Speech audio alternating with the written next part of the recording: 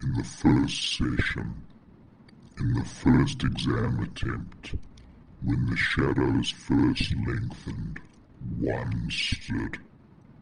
Fueled by their desire to pass the exam, they chose the path of perpetual torment.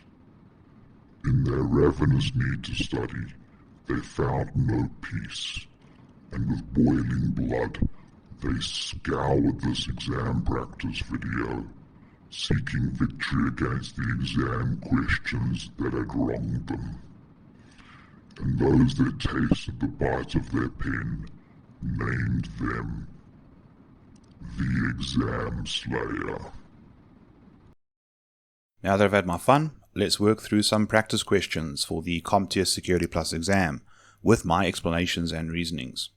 As always though, there's a bit of a disclaimer I want to put here. Darkbird Tech is not affiliated with CompTIA or any partners. These questions I've put together are meant to give you practice in preparing for the exam, but they are not actual exam questions and answers. All of these questions have been put together to give you a similar experience for the exam in how knowledge is tested. If there's any similarities between what you see here and what you see in the exam, it is because of this. So let's talk about the workflow through these videos. So the questions will pop up. We'll obviously look at the question. The options will appear, and obviously we'll look at the options. I will try and always give you an opportunity to pause the video so that you can try and answer the question yourself before I begin working through it. But then I will work through it with you, acting as the voice in your head and helping you get that logic for CompTIA exams, especially for the Security Plus exam. So let's get into it. Alright, so first question to look at. Which of the following can mathematically render information unreadable for those lacking a key piece of data? Now, whenever you read a question, try and think about the options you'd like to see. But our options are data minimization, data encryption, data loss prevention, and data obfuscation. I'll give you a chance to pause the video, but let's work through these options. So we're looking at something that can mathematically change the data so that it becomes unreadable. Okay? A lot of you are probably gravitating towards encryption, and that is the right answer. But let's also just make sure that there's not a better option. So data minimization, that is more about trying to decrease the amount of data that you collect. It's more to do with things like privacy compliance and stuff like that, so that you're not holding unnecessary sensitive data that could become a security liability later on. So it's not minimization. Data loss prevention, very important for data protection, obviously, but data loss prevention is more about detecting activities and events that could be leading up to and be indicators of some sort of data theft taking place. Data loss prevention, though, will not be working towards making the data unreadable. It's more about letting you know, hey, someone's doing something with your files like stealing of the data. So, no. And then data obfuscation, this is about making it harder to read, but not necessarily making it unreadable. So, for example, I might substitute in slightly different words or names, or I might just hide some of the information. Like, for example, a very simple kind of data obfuscation is when you're typing in a password and the computer shows you like dots or asterisks or something like that. That's obscuring the data. So it's definitely data encryption. So let's move on to the next question. Next question. Which of the following motivations is most commonly associated with nation-state actors? So think about the kind of motivations they have, and let's see what the options we have. So we've got reputation, espionage, political, and financial. Pause the video if you want to make a choice before I tell you what the answer is. But let's work through it. So these are nation-state actors. They're hacking on behalf of a country's government, or maybe they're even employed in the country's government and intelligence services somehow. Now, when they are doing various kinds of attacks and cybercrimes and whatnot, they're not doing it for reputation. Reputation is more of a motivation for script kiddies who are just doing it to make a name for themselves and to look cool in the various forums and chat servers they sit in. Espionage, that's a candidate. It's basically the 21st century of what we see in a James Bond movie. just way fewer gadgets, cars, and pretty ladies. Then, with political motivation, you could argue, yes, nation-state actors are politically motivated. They're doing it to either give their country an advantage in global politics, or maybe to defend their country's national security. So yes, there is a certain political motivation there. Financial, sometimes. There are some advanced persistent threat actors that are believed to be state-sponsored actors, and they do so to gather money for their respective government. But it's not a main motivator for nation-state actors. So the two choices that feel pretty good here is espionage and political. But I'm more inclined to go with espionage, as this would be a lot more beneficial for national security and giving your country an advantage in global politics and world affairs. The political motivation, it's probably there with nation-state actors, but political motivations could also be more of a hacktivist group. So this is one of those common things we see in CompTIA exams where we get two good options, sometimes more than two good options. And we've got to figure out which is a bit better for the question. And in this case, espionage is a bit of a better fit. So that's that one. Let's move on. Ooh, bit of a long scenario here by the looks of it. So it is discovered after an attack on an organization's servers that the attackers have left software tools that can allow them to remotely access the systems at a later date that will be less likely to trigger any alerts than the initial breach. What can this malware be classified as?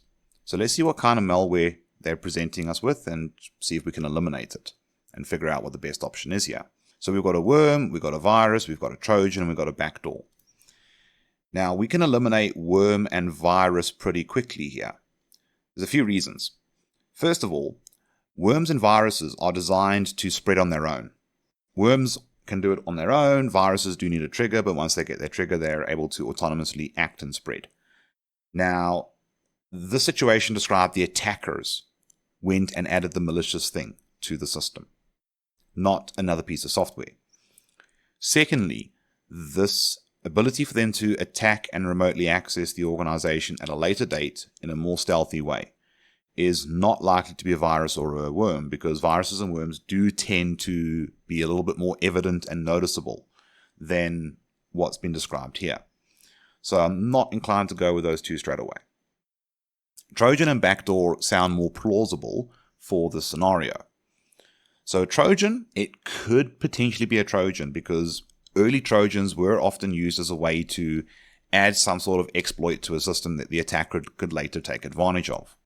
Now, the way Trojans deliver the exploits that they're designed to work with is the attacker will take a legitimate application that you would want to install on your machine and add a malicious component to it. The horrible part is, because they started with a legitimate application, that compromised app, that Trojan, will do whatever it is you expected it to do as a legitimate application, along with the malicious payload that was embedded in it. And because the app does what you expect it to do, what you wanted it to do, etc., you are less suspicious of it. And in some cases, even if you get a Trojan warning from your antivirus, you might ignore that warning for various reasons. So, possibly, but the scenario here describes the attackers got in, and they themselves as human attackers added the remote attack vector, the remote access method that they're describing. Whereas a Trojan is more a piece of software doing it. So that leaves us with a backdoor. Now, backdoor is a bit of a general term, but one of the key things that makes a backdoor is that the threat actor adds some way to remotely access the system in a stealthy way. And if we look at it, that's what they've done. The attackers got in, they themselves added a way to come back in easier that is less noticeable than the initial breach. So a backdoor is a better fit here. It could have been a Trojan, and if it was a remote access Trojan, I would have probably had a tougher time eliminating that, because obviously the remote access part of the answer matches a key term we see there in the question. You want to be careful. Sometimes keywords in the question and the option might be the avenue you want to go down to figure out what the right answer is, and then other times it might be a little bit of a red herring to mislead you. So in this case, the backdoor is a better fit. because the initial breach was done by a human being, whereas worms, viruses, and trojans, they're normally malware doing initial breach and acting on objectives. So that's that. Next question. Another interesting looking scenario question. So a user in finance has received an email from a supplier requesting payment of an invoice. The email and attached invoice specify a new bank account to what the supplier has used in the past. The finance user looks at the email address and the source domain of the address is correct, but the name of the sender is not familiar to the finance user. What type of attack has been discovered? Well, our options are typo squatting, smishing, business email compromise, and phishing. So straight away, I can eliminate typo squatting. And the reason why is the finance user looks at the email address and sees the source domain is correct. With typo squatting, you as an attacker would usually register a very similar looking domain name, but the legit domain name already exists and belongs to the victim organization. So in this case, I don't think it's typo squatting because it said it's correct. All right, smishing, that's phishing through SMS. They literally said it's an email, so that's easy and out. So that leaves us with phishing and business email compromise. Now it's actually a mix of the two, because it's a very common strategy to tell a victim organization, hey, I'm your supplier, you owe me money, but we've got a new bank account, pay us. It sounds like a phishing campaign. But it also sounds a bit targeted as well, because the email address came from a correct domain, it's just the email address sounds a bit different. Now, because there's a bit of a focus here on this, the source domain is correct, but the actual name of the sender is new and different to what the finance user expects. This sounds like business email compromise. Because what's happened, I think, here is the organization that's the supplier, their email domain has been compromised. Their email exchange server has been compromised. The attacker is either using a different user account than the normal person that sends out the invoices, or created an account for themselves within that trusted domain so that they can get any phishing emails they send out to have a better sense of credibility and believability to the people that receive it. So it does sound like a phishing campaign, but it isn't your average from any random email address. This had a bit of extra effort in so that when the phishing mail arrives, people are more likely to believe it because it looks like it comes from a trusted location. So this does sound like business email compromise, and phishing is half of a good answer. But that extra detail focusing on the email address makes me think, might be business email compromise that is being used for phishing. But you could use business email compromise for a variety of things. But the whole scenario of, I'm your supplier, you owe me money, but pay into a different bank account. Not a new campaign. It's social engineering, it probably would be phishing. It's the focus there on that detail that matters. So let's move along. Next up, we have a security engineer that wants to perform a credentialed vulnerability scan on a couple servers in the data center. Which type of account should they provide the scanner to use? All right, let's see the options. So we have a domain admin, a local admin, a read-only user account, and a read-only admin account. So let's just remind ourselves what's the deal with a credentialed vulnerability scanner. A credentialed vulnerability scanner, or scan if it's just an option of the scanner, is where the scanner is able to run with a user account that's got some interesting level of access. The idea is it could hopefully reveal and expose some vulnerabilities that only an administrator would be able to mess with. And obviously those vulnerabilities would probably be quite severe if they were ever to be exploited because of the superior access. So because of that, it needs to be an admin account. So I'm seeing admin there, so that's keeping A, B, and D in the conversation. C has a user. Sounds like a standard user account. That's not going to be very useful for a credentialed scan. With a credentialed scan, you want elevated privileges. Now, domain admin, local admin, they could work, but this read-only, this sounds interesting. So I'm thinking this is an admin account. It can look at anything administrative, but it can't actually change any settings. And I actually like that. One of my concerns I always have with a credential vulnerability scan is, what if the threat actor gets their hands on the user account that the credential scan uses? Well, in this case, if it's a read-only account, it can see administrative stuff, but it cannot actually change anything administrative. I like this. It sounds safe. This sounds good. A local admin and a domain admin would work, but this sounds safer. I'm going to get very cool results in a safer way than if I had these admin accounts that probably could affect change. So I'm going to go with D. Even though A and B could work, D does sound like a better option and probably a better practice to implement as well. So I'm pretty happy with that option. And yeah, sometimes we're going to get this where we get quite a few options that could be good, but one of them is just going to sound really useful and a great idea. And this is one of those cases. So let's move along.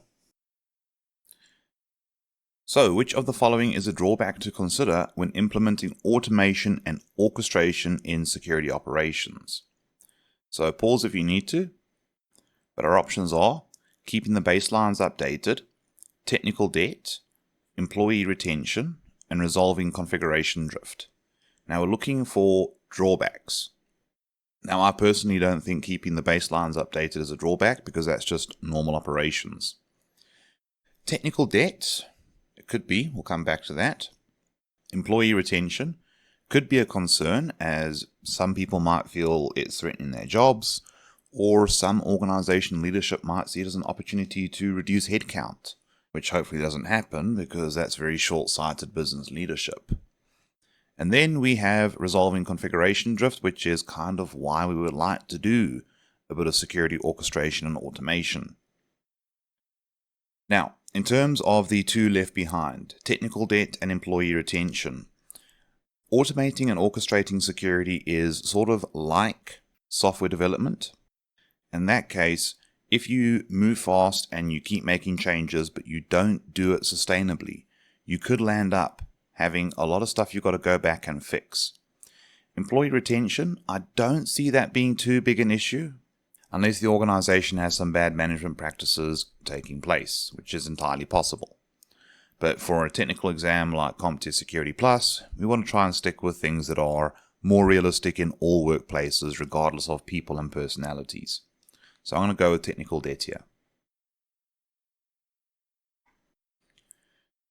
Next, when using storage encryption like full disk encryption and file level encryption to protect the data contents of laptops against theft, we might want to focus on the choice of words theft there, because that's a very particular kind of security issue.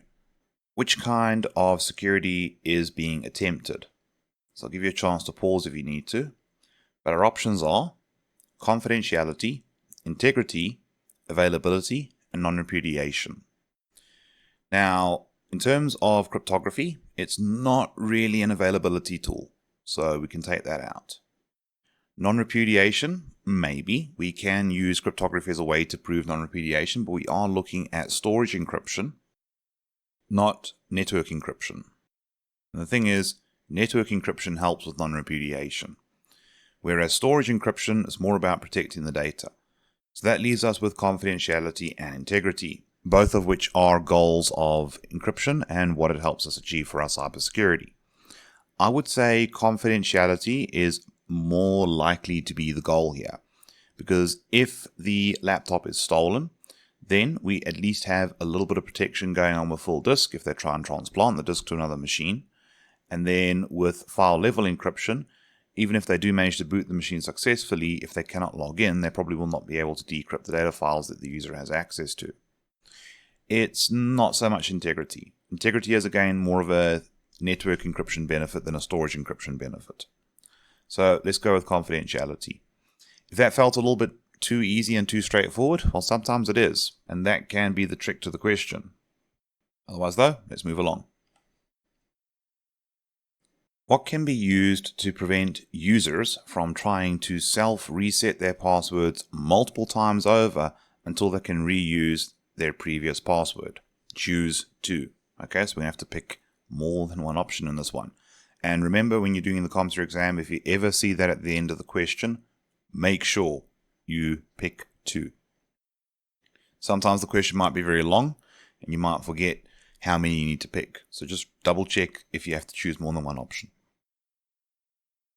But our options are complexity, length, expiration, age, and history. So the idea is we want to stop users from basically cycling through their passwords and trying to reuse the same one again. Complexity won't stop them recycling passwords. Neither will length. Expiration, that's when the password has to be reset. And if users are trying to cycle through the passwords, they're probably going to go right up until the very last day, right up until the computer says you have to do the new password. So it's unlikely to be expiration as well. Age, that does make sense. Now, age usually means a minimum age on the password, which means that you cannot go about resetting the password over and over again. You've got to wait a certain amount of time. So that seems like a good option. And then history, to remember the previous passwords, so that if the user does try and cycle back to their old one in the first attempt, it blocks them. And the longer their history, the better.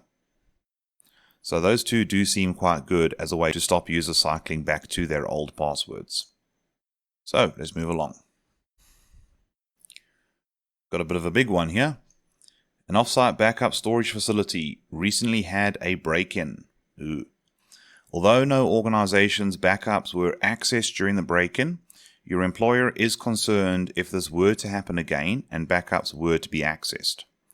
What would you consider implementing to best mitigate this threat? Well, let's see what the options are. You could encrypt your backups before sending them to the offsite facility. That does sound good. We could require the backup facility to provide access to their CCTV systems, probably to us. We could store honey files at the offsite backup facility. We could also consider discontinuing use of offsite backup facilities entirely. Now, I am not cool with that idea because it basically violates the 3-2-1 rule for backups. 3 copies, 2 different kinds of media, one of the copies is offsite. You want offsite backups if you want to take your backups seriously. Storing honey files, I don't think this is going to be a useful idea because we'd be putting honey files alongside normal files on backup media that is usually kept offline. So it's not like the honey files are going to be able to give us an early warning that someone is busy stealing them. So I'm not so mad about that one either. A and B do sound like good ideas to mitigate this above threat of an offsite backup facility experiencing a physical break-in. But asking the backup facility to provide us with access to their CCTV systems could bring along quite a few problems and could also lead to an exposure where attackers over the internet could potentially monitor what's going on in the facilities to know when best to try another break-in. But it is an option, but not a good option as far as I'm concerned. I personally like the idea that we encrypt our backups before sending them off-site. This is a good practice to do anyway, regardless of where you're keeping your backups. So A feels like a good option here. B feels like a little bit of a weird power play. And I can't see it really doing much good for us. If their own security guards didn't detect it, or they don't even have security guards, well then what good is a CCTV system if no one can react to it? So I'm going to go with option A, encrypting the backups before we send them off-site. Next up, while monitoring and reviewing performance in a private cloud, an administrator notices that a web server running as a VM is dropping requests. Upon further investigation, they realize that the CPU is the bottleneck. Using the hypervisor console, the administrator adds additional CPU cores to the VM, which alleviates the problem. What best describes this action? Now, before we even look at the options, this does feel a bit weird that we're looking at a support problem, a administrative issue, but here's the thing. Cybersecurity isn't just about keeping the threat actors and the malware out of the organization. Don't get me wrong, it's a big part of it. But we're also going to be responsible for making sure that the organization's operations continue as normally as possible. So anything that diminishes operational capability can be considered a security issue. And obviously that means we will step into some admin roles. Plus, for a lot of organizations, they do like to make cybersecurity personnel do other things as well to help justify the salary and wage expense. So our options are elasticity, horizontal scaling, vertical scaling, and clustering. So let's review this again. Virtual web server has been battling to keep up with requests. They realize the CPU is the bottleneck. They add more CPU cores to the existing VM, which apparently fixes the problem. So this is definitely going upwards. So scaling sounds pretty good here. Elasticity, we're not shrinking. Usually when we're talking about elasticity, we're focusing on the ability to grow and shrink, but we're not looking at shrinkage in this situation. So I'm not feeling great about that. Clustering involves multiple systems, and at no point have they mentioned multiple systems here, so we can eliminate that. Chances are those of you who are quite comfortable and familiar with cloud already were gravitating towards the scaling options. Now it is vertical scaling because we are adding to an existing system. Horizontal scaling is where we're adding more systems, possibly basically doing a virtual cluster. Adding more resources to an existing VM or cloud instance is an example of vertical scaling. So we'll go with that one. Next up, an organization has been experiencing more attacks recently that originate from smartphones and tablets. Upon investigation, it is determined that these devices fall under BYOD, bring your own device if you forgot what that stands for. Although the policy for BYOD outlines controls and requirements that should be effective, the enforcement is falling short. What solution would best improve enforcement of the policy? Give you a chance to think about what you want to see, but our options include group policy, EPP, which is endpoint protection, MDM, or mobile device management, and then mobile application management for MAM. So yeah, it's going to help to be able to remember a lot of the acronyms for the exam. So, summarizing the question, BYOD devices are proving to be a security issue, but we have a BYOD policy in place. And it seems the policy is just not being enforced, which is leading to these incidences. Now, group policy is a red herring because group policy is mainly for Windows machines, subject to an Active Directory domain controller. Although AD does support mobile device policies, we're looking for something that's a bit more focused. Endpoint protection, this is usually for, again, more conventional clients and computers. And MDM is my go-to option here. The reason being, an MDM is to your smartphones and your tablets what Active Directory is to Windows computers. Now, yes, I know I said Active Directory could be used, but the MDM is purpose-built and designed for the smartphones and the tablets and will probably do a better job at applying configuration and security to the devices. Plus, we could also use the MDM as a way to set up a mobile application management solution. But the focus here is on applying security to devices, not regulating the applications. So don't fall down the trap of mobile application management. It's the MDM that's the main option there. Next, what type of service can be implemented to have DNS filtering to limit users from visiting websites that have malicious content or violate the AUP, or acceptable use policy? So our options are threat intel feeds, CASBs, or cloud access security brokers, reputation service, or an intrusion detection system. So here we're trying to stop users going out and accessing stuff they shouldn't be accessing. An IDS is more about stuff coming in. A cloud access security broker is a bit of a maybe, but at no point have they really indicated to us that we're using a cloud service. So let's just eliminate that for now. A threat intel feed is useful, but this is more for risk management, security awareness, and so forth. We're looking at something that will stop users going to sites they're not meant to go to. A reputation service could work here. The reason being, a reputation service will allow you to have a list of URLs and other domain name services and other records that would be used by DNS and basically block or prevent users from going to the ones they're not meant to go to. So a reputation service could work pretty well here. I'll be honest, when I read this question, I would have been hoping for a proxy server to appear, but it seems that would have been a bit too easy for us. So the reputation service would be the next best choice here. But personally, I'd have gone for a proxy. Moving along there. Next, an industrial organization has deployed tablet computers for staff to use around the site. Considering it's an industrial organization, the site could be pretty big and tablet computers would be pretty useful. There are concerns that these tablets have access to sensitive data about the ICS and could be used to perform a hoax attack by manually logging incorrect readings and values, which could be a problem because then you'd have people overreacting and panicking and possibly trying to overcompensate on an industrial system, causing who knows what kind of problems. What can be used to ensure that the tablets can only be used at the site and nowhere else? The options are time of day restrictions, MAM, mobile application management, geolocation, and geofencing. Alright, so I'm going to kill the MAM. The reason being, mobile application management just lets you control what apps can be installed on the device. This is not what this situation is looking for. We're not trying to find an application solution here.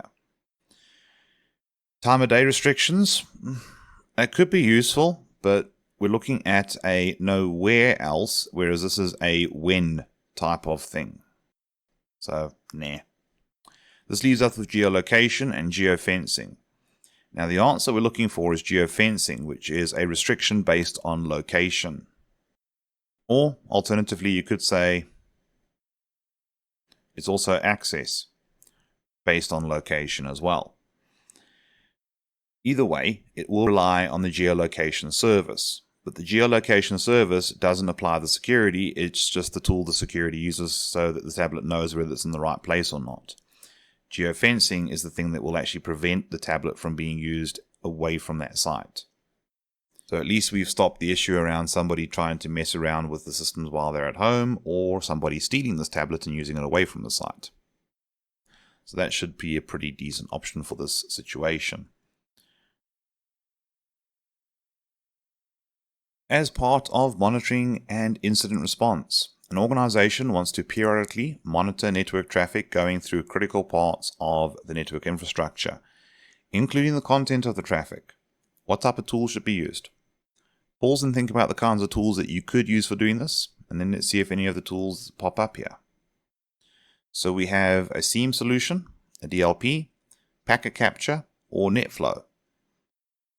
Now, in terms of tools, DLPs don't really focus on network communications, they focus more on data events that could lead to data loss, hence the name, data loss prevention. A SIEM solution could work, but SIEMs focus more on logs and events. And here we're looking at trying to watch what's going on in the network and capture the contents of traffic. So a SIEM could do that, but it's not its forte. Packet capturing and NetFlow. These two are network monitoring solutions.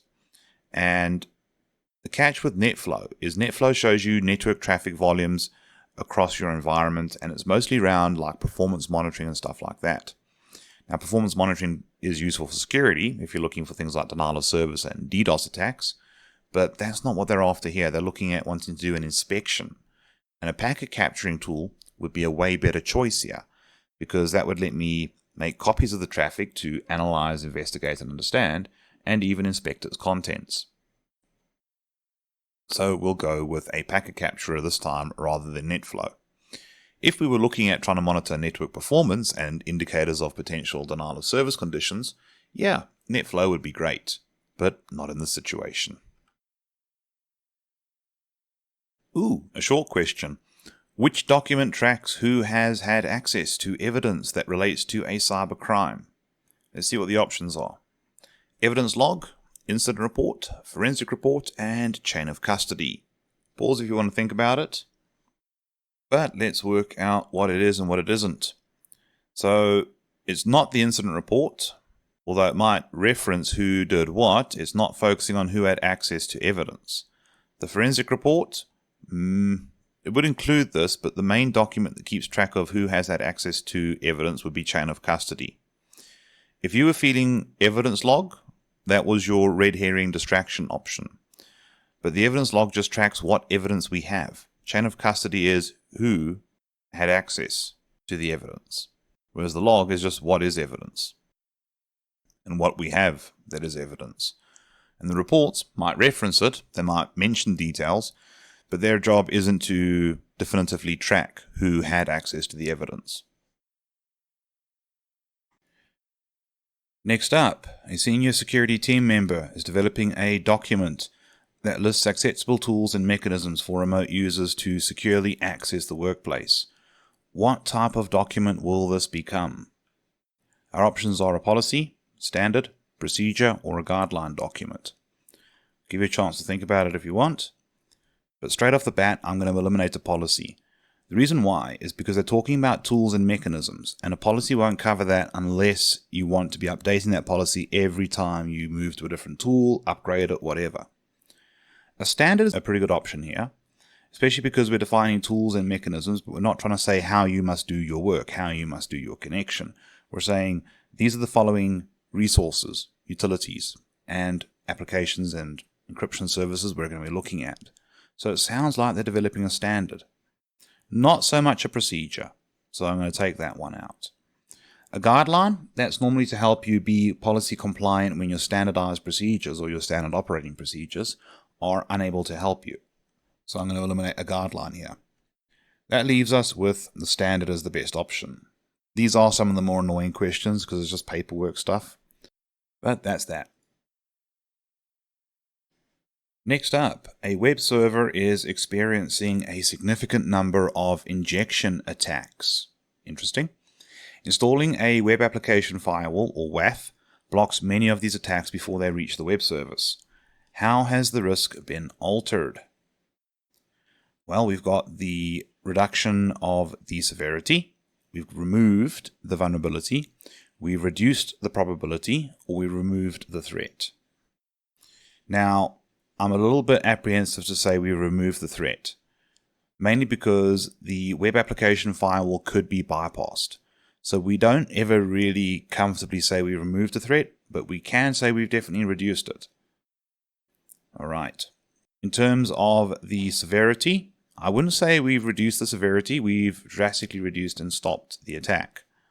However, if the attacker were to find a bypass of the web application firewall, the severity would be right back up again, which is why I'm not comfortable with reduced the severity as the answer here. We definitely haven't removed the vulnerability.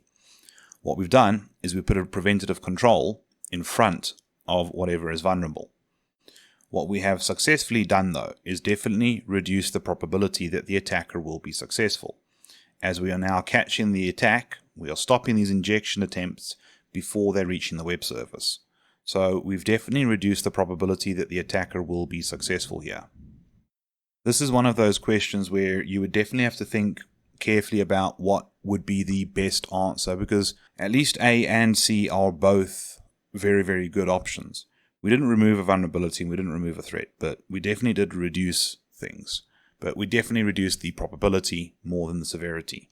It's one of those ones where we have to spend a bit of time thinking it through and just trying to go with the best option we think is right in the exam. Otherwise, though, that's that. Which of the following examples fall into the category of physical security controls? Choose 3. So we've got lighting, access control vestibules, data backups, security guards, firewalls, and asset management.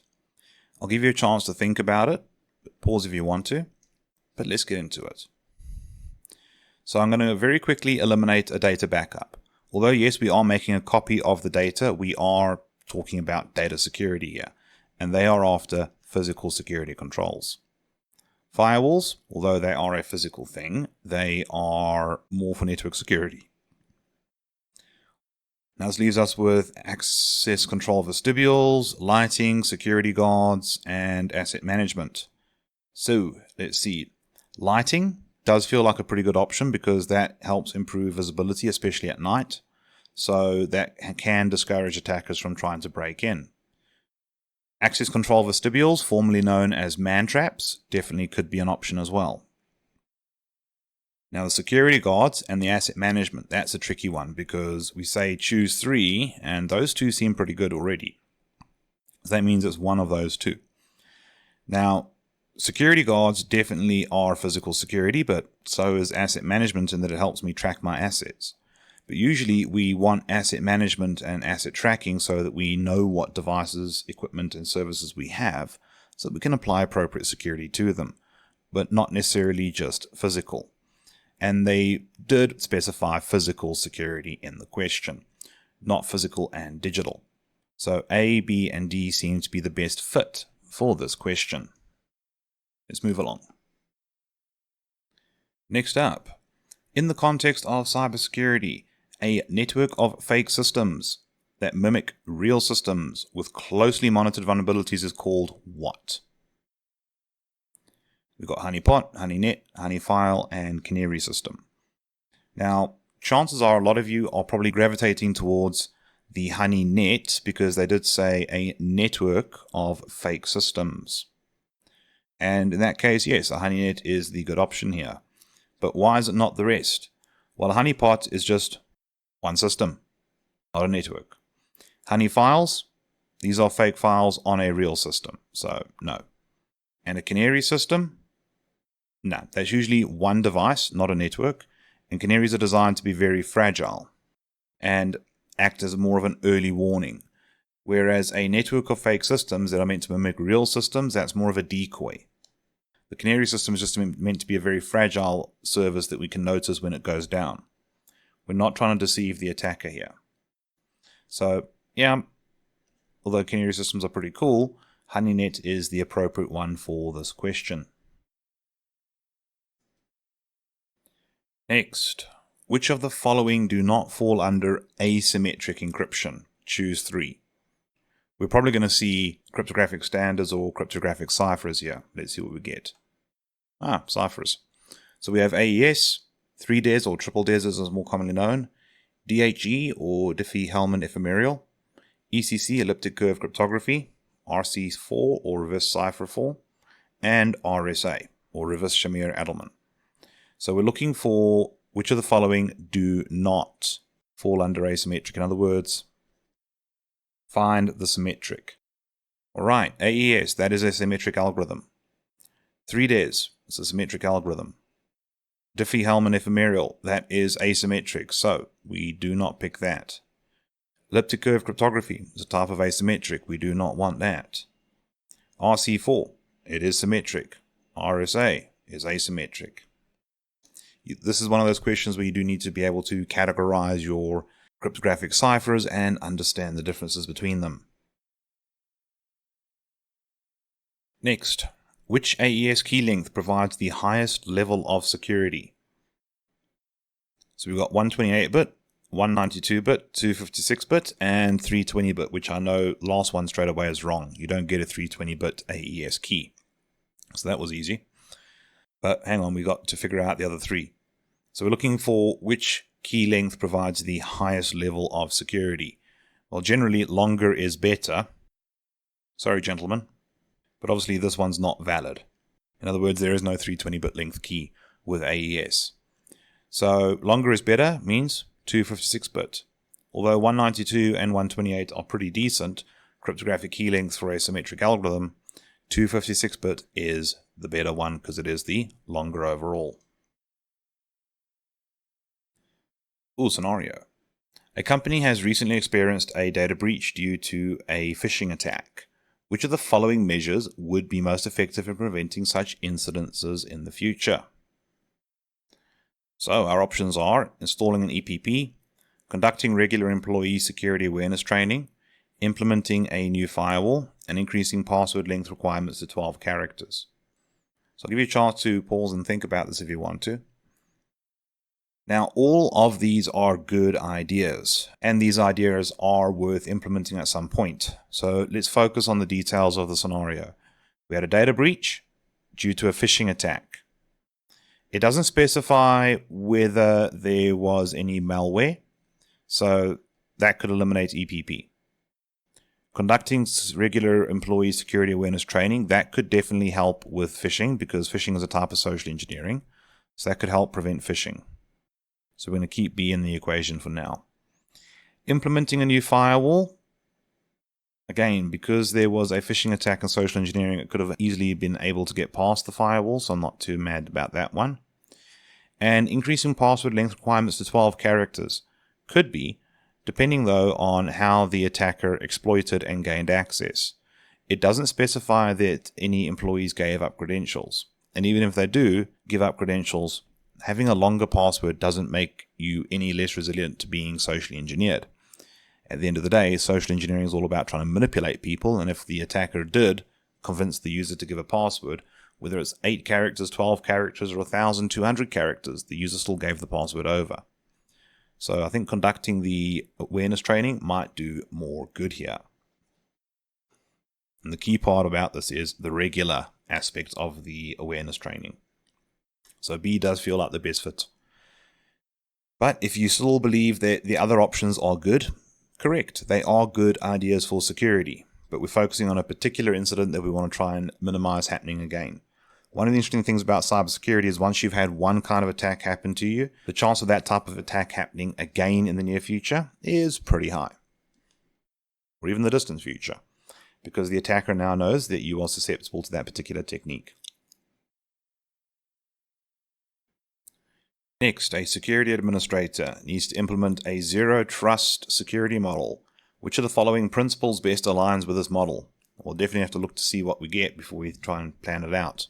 So our options are always granting access to internal users by restricting external users, using a perimeter-based security model to segment access, continuously verifying and authenticating all users and devices, and implementing a single sign-on system for convenience. So I'll give you a chance to think it through. Pause if you want to. But straight off the bat, I am going to eliminate B because perimeter model is literally the opposite of zero trust architecture. That being said, it doesn't mean I ignore my perimeter security, but I'm not going to rely on a security model that is perimeter based. It just assumes everything outside is dangerous, everything inside is safe, so we're eliminating that. Then always granting access to internal users but restricting external users. No, they've just described the perimeter. So that leaves us with continuously verifying and authenticating all users and devices. That does sound good for zero trust. And implementing a single sign-on system for convenience. So I'm not saying I wouldn't do that with zero trust architecture, but I'm definitely not going to say that is helping me achieve a zero trust security model. So I'm going to go with C, where we're going to continuously challenge and authenticate that every device and user is trustworthy and safe. We could find a way to still have single sign-on with continuous verification, but I would want to make sure we're doing ZTA first, or Zero Trust Architecture first, before we look at trying to do anything else clever and fancy and convenient. If you're tackling a question like this, take your time, read through it, think about what it's describing, and then how it aligns with the question. In our case, we wanted Zero Trust, which killed A and B very quickly. For a major security breach, a company follows incident response procedures. Which of the following processes should be performed last? Okay, let's see. Containment of the breach, root cause analysis, recovery of the affected systems, implementing security patches. Pause if you need to, but we've got containment of the breach. That is pretty early on actually in the incident response process. Incident response process is usually prepare, monitor, identify, analyze, and respond. And that triggers the true incident response process. And usually the first thing we want to try and do is contain it so it doesn't keep getting to other systems and new environments, and possibly getting worse if the attacker is only just getting started. Root cause analysis, that is usually towards the end. But let's just make sure we're clear on the other ones. So for example, recovering of affected systems. Yeah, that is not one of the last things we do. That is something we do once we have contained and pretty sure we can undo the damage. We begin recovering systems. Implementing security patches. This might be part of the recovery. This might be part of your plan, because a lot of organizations would rather they recover a bit more secure than before the incident took place. Whereas other organizations are adamant that we must restore to exactly what it was like before. So I am of the school of thought we should be implementing patches as part of recovery, especially if we can identify at least the exploit that was used. So I'm going to give that a dashed cross because I'm not completely unhappy with it. Root cause analysis, this is usually done during the lessons learned phase, which is often the very last stage of incident response. So I'm going to go with that one. But you might still be feeling, hang on, what about implementing the security patches? What if that's something that the organization would rather you do afterwards, once you've done a proper change proposal and everything? Well, in which case, is it still incident response? If you've recovered your systems and had the luxury of doing a change proposal and then going and making the plan and implementing and all that stuff. That sounds more like a security implementation and project to me. So it might not even be part of incident response depending on how you want to recover. But philosophical debate around implementing better security during recovery and response or afterwards aside, let's move on to the next question. An administrator is configuring an 802.1x network authentication system. What type of technology is being implemented? Well, let's pop open the options and then we'll think about it. So we've got NAC or Network Access Control, VPN or Virtual Private Network, C is SSO or Single Sign-On, and D is an Intrusion Detection System. So what is 802.1x? Well, as you know, it's an IEEE standard that defines network authentication and access control, which sounds very much like what they're up to here. Would it be part of a VPN? Possibly, but a VPN would not necessarily need to be 802.1x compatible or compliant. Single sign-on? Nah. 802.1x doesn't really address single sign-on. 802.1x deals with the idea of as you connect to the network, you've got to authenticate. You've got to prove yourself to an authentication server. And this is before you even think about talking about domain authentication and stuff like that. This is just to get an IP address and begin pinging. An intrusion detection system? Yeah, you could link it up with one, but 802.1x doesn't define network intrusion detection systems. Network access control is literally what 802.1x is defining. Let's move along. Next, an organization wants to prevent insider threats from accessing and leaking sensitive files. Which of the following would be the best security solution? Well, let's check what we get. Intrusion detection system, role-based access control, SIEM, or EDR. I was personally hoping to see a data loss prevention system there, but sometimes we don't always get the option we'd like to see from the question. We have to work with what CompTIA gives us to use in this exam. So an organization wants to prevent an insider threat from accessing and leaking sensitive files. An intrusion detection system would work for an outside threat coming in. So, nah. Role-based access control, yeah, we could work with that. Any sort of access control model that lets me define access based on roles, that could definitely help limit the ability of an inside threat actor to access and leak sensitive files. Look, they'll still be able to access files that they're able to gain access to based on their role, but we definitely could limit the amount of access they could get. A SIEM solution is more about alerting and detecting. It's not a preventative control. So let's get rid of that. EDR, endpoint detection and response. Keyword, detection. In other words, also not a preventative measure. Whereas role-based access control, that could prevent, because if you are unable to assume the role that gets access to an important set of data, that would definitely limit and decrease the attacker's ability to launch an attack. It would prevent them, especially if they're an inside threat actor. So role-based access control is the best option that has been provided here. Like I said though, I was kind of hoping for a DLP to appear there, but oh well. Can't always get the options we would like. So we work with the ones we do have. Alright. A security engineer is configuring a network-based intrusion prevention system. What is the primary function of this system? Should be a straightforward one. So the options are detect and log malicious activity for later review, encrypt network traffic to prevent unauthorized access, scan endpoints for vulnerabilities and suggest patches, and option D to monitor network traffic and prevent malicious activity in real time. I'll let you pause if you want to, but straight away I am eliminating option B. Intrusion prevention systems do not apply encryption. Although encryption does prevent unauthorized access to data, that is a red herring hoping to catch you out, because prevention systems prevent, but it's the encryption that makes it wrong there. Scanning endpoints for vulnerabilities and suggesting patches, that is a vulnerability scanner. Now, detecting and logging malicious activity for later review, it does do that. And monitoring network traffic and preventing malicious activity in real time, it also does do that.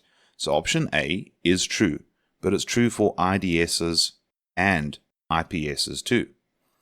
Whereas this one here is able to prevent, making it true for just the IPS. So I'm going to go with D because it's more correct than A. Although A was sort of good, not completely a perfect fit for the question which was asking specifically for an intrusion prevention system. Let's move along now. A penetration tester is performing a security assessment on a network. What is the primary purpose of privilege escalation in ethical hacking?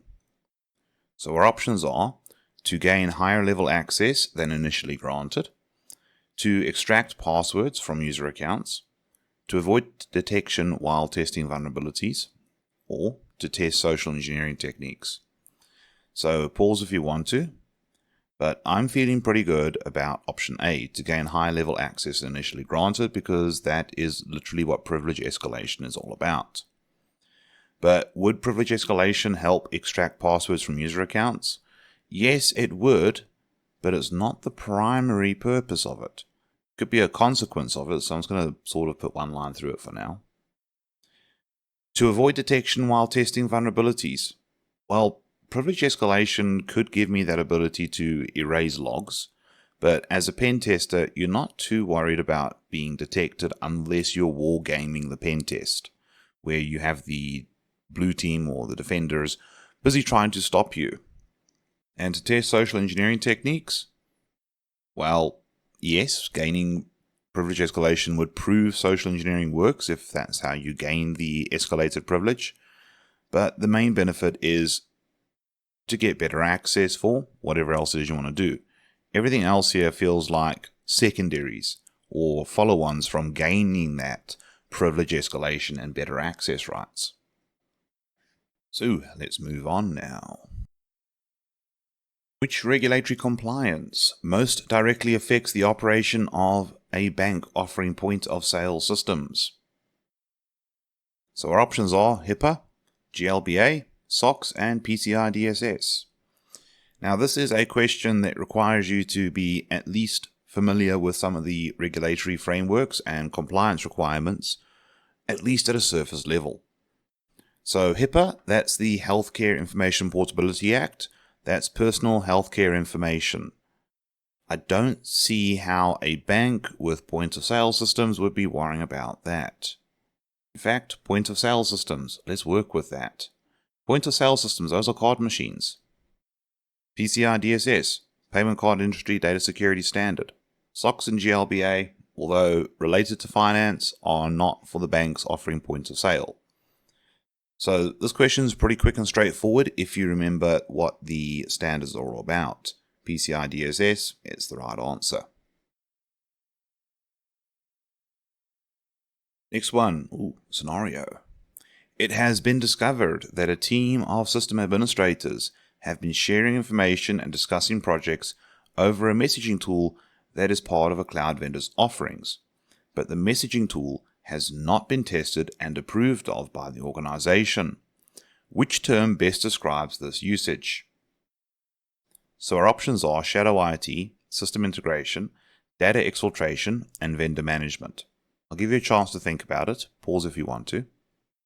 But shadow IT seeming pretty good. The use of any sort of IT resource, whether it be hardware or software or services, that is not approved of officially. And that's what we have here. It's part of the cloud vendor's offerings, but the tool has not been tested and approved of by the organization. So that's feeling pretty good. System integration. Now, this is a bit of a security issue, not combining systems together or bringing a system into your environment. So it's not system integration. Data exfiltration. Well, technically the data hasn't left the organization's ecosystem or the cloud provider that they are using. So it isn't data exfiltration. Nothing bad has happened yet, nor has data left. Vendor management. Well, that actually does apply because we haven't actually properly managed our vendors' resources, services, and offerings to us. This has probably happened because we haven't gone and disabled the things we don't want to use from a cloud service provider. But whose fault is that now? Ours or the provider's? Besides which, vendor management's primary focus is more around just the general vendor selection process, relationship management, and so forth. It should include some final steps of right-sizing and minimizing the services that you're not planning to use, at the very least to avoid any surprise costs and bills. But shadow IT is a better fit here. It's the use of any sort of IT resource that is not officially approved of and is operating outside of the organization's administrative boundaries, and in this case, oversight. An incident responder believes that a system has been compromised and may have a rootkit present. That does not sound like fun to deal with. Scans with an antivirus don't report any malware, despite several other IOCs, indicators of compromise, being present. What should the incident responder do next? Let's check what the answers are. So we have rerun the antivirus scan with a more intense scan setting, install another antivirus as the current one is showing false negatives, mount the drive on another system and scan it from there, or D, the system is not infected and the other IOCs are false positives. Okay, pause if you want to, but I'm going to eliminate D straight away. The incident responder is not playing around with the system just because there's false positives.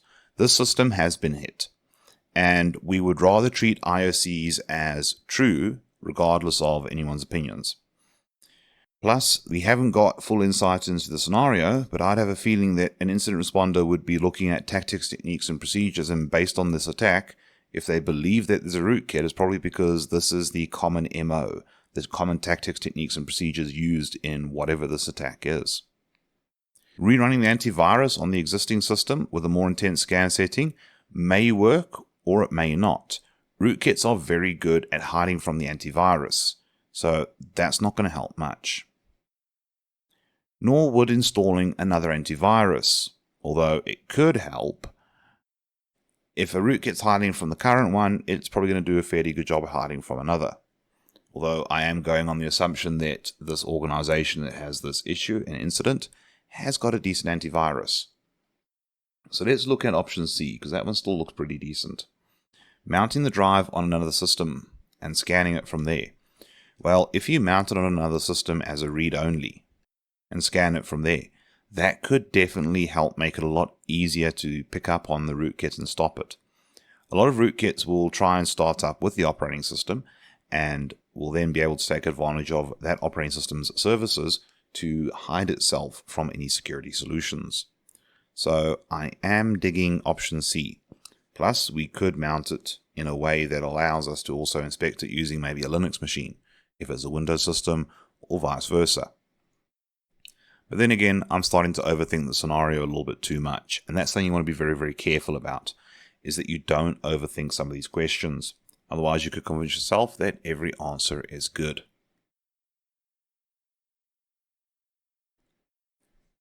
A network administrator receives a phone call from the CTO, informing them to immediately disable the internet-facing firewall, or a critical service will fail, and the SLA penalties with an important customer are severe. The network administrator disables the firewall immediately. Later it was revealed that it was not the CTO, but a penetration tester hired by the company. What social engineering technique best describes what the penetration tester did? We got spear phishing, pretexting, impersonation, and phishing. Right, pause if you want to. You might want to think this one through a bit. But it's definitely not phishing. The reason why I'm not comfortable with this being phishing is usually done via a text channel, with email being the most popular. Impersonation? Yeah, the pen tester was impersonating the CTO. Pretexting? Now that's a build-up. That would be like me trying to pretend to be an interested customer to get access to a premises. Spear phishing? Could be. This was targeting the network administrator. But it is phishing. Phishing is usually text-based, with email being very popular. So I'm going to downgrade that one.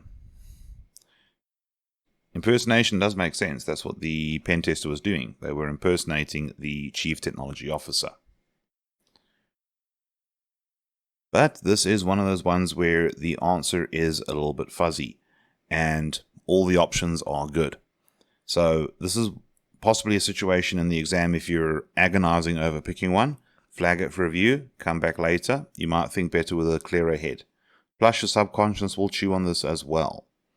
But in this case, yeah, impersonation is the best fit. A security team member is performing security testing by trying to test how much information an attacker could gather from a reconnaissance exercise. They would like to see if they can discover the operating system running on a system. Which technique would most directly provide this information? Now we've got port scanning, fingerprinting, vulnerability scanning, and packet capture. Now before you pause to think about it, just remember that last line. Which technique will most directly provide this info? Pause if you need to. So let's work through it. Port scanning could work as the network ports that are open and listening on a host can be a very useful indicator of what operating system is running. But fingerprinting is using the ports, the responses, and queries that might be sent to that system. And it's more likely to get you the results you want. Vulnerability scanning, it could do as you might come across some OS-specific vulnerabilities if they have not been resolved. But if good vulnerability practices are being followed, this is not a guarantee, so I'm not comfortable with that. A packet capture could work, as some systems will have unique communications and can reveal the operating system. But again, no guarantees, because if those particular services are not running, it's not going to be completely indicative. Add to that as well, it's going to require a lot of time and effort. So that leaves us with port scanning and fingerprinting being the two most likely. And because I said fingerprinting, it's more direct and more focused on finding the OS than the port scan is, mainly because it does queries that help find out what OS you're dealing with. B is more likely to work. Moving along. During application security testing, a very long string of data was entered into an input field, followed by a system command. This was able to pass the command through to the server running the application. What kind of application attack was performed? Alright, let's see what the options are. So we have buffer overflow, SQL injection, cross-site request forgery, server-side request forgery. Pause if you want to. But let's look at the question again. A very long string of data was entered into an input field, followed by a system command. Now, emphasis here on the system bit. It was a system command, not a service. So because of that, I'm going to take out the SQL injection. Now, in terms of a very long string, causing an application to accept a system command that it probably shouldn't have, that does sound like they attempted a buffer overflow. The cross-site request forgery, this is usually taking advantage of authentication cookies on a client and hoping the client clicks the link, gaining access. That's not what happened here. So it's not cross-site request forgery. Server-side request forgery, that's normally where the attacker gets a malicious request to a server, usually a front-end server that passes it through to a back-end server, hoping that the trust relationship between the front and the back server can be exploited. But that's not what was done here. This was a long string of characters that was passed through and a system command that followed on, and that command was processed.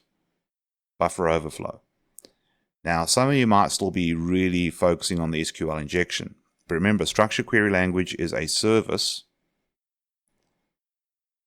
It's an application service, don't get me wrong, that allows for a relational database management system. But that is not going to be a system command. It would be a service command if an SQL injection were to be passed through. Moving along. If a user communicating with asymmetric encryption wants to sign the message that they are sending, which key would be used? Let's check the options. Well, unsurprisingly, there are keys to do with asymmetric encryption. So the sender's public key, the receiver's public key, sender's private key, and the receiver's private key. Now for this question, you might want to maybe pop back to one of my previous videos where I diagrammed all of this out and explained it. Nonetheless though, let's work through it.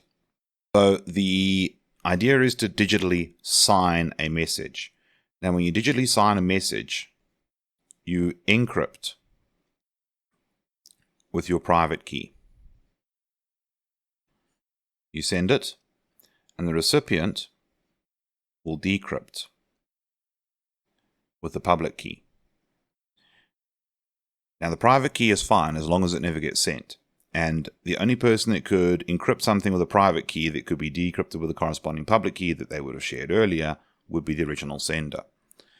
So, if a user communicating with asymmetric encryption wants to sign the message that they are sending, which key would be used? And that would be the sender's private key. The sender's public key, that was exchanged earlier and is used to decrypt a digital signature. So we can eliminate that. The receiver's public key, that's not involved in this. The receiver's private key, that would only be used in the data that we actually send. The signature is there to support the data. So the answer here is the sender's private key. This can be tricky if you have not got the whole asymmetric encryption and digital signature stuff down to a T yet.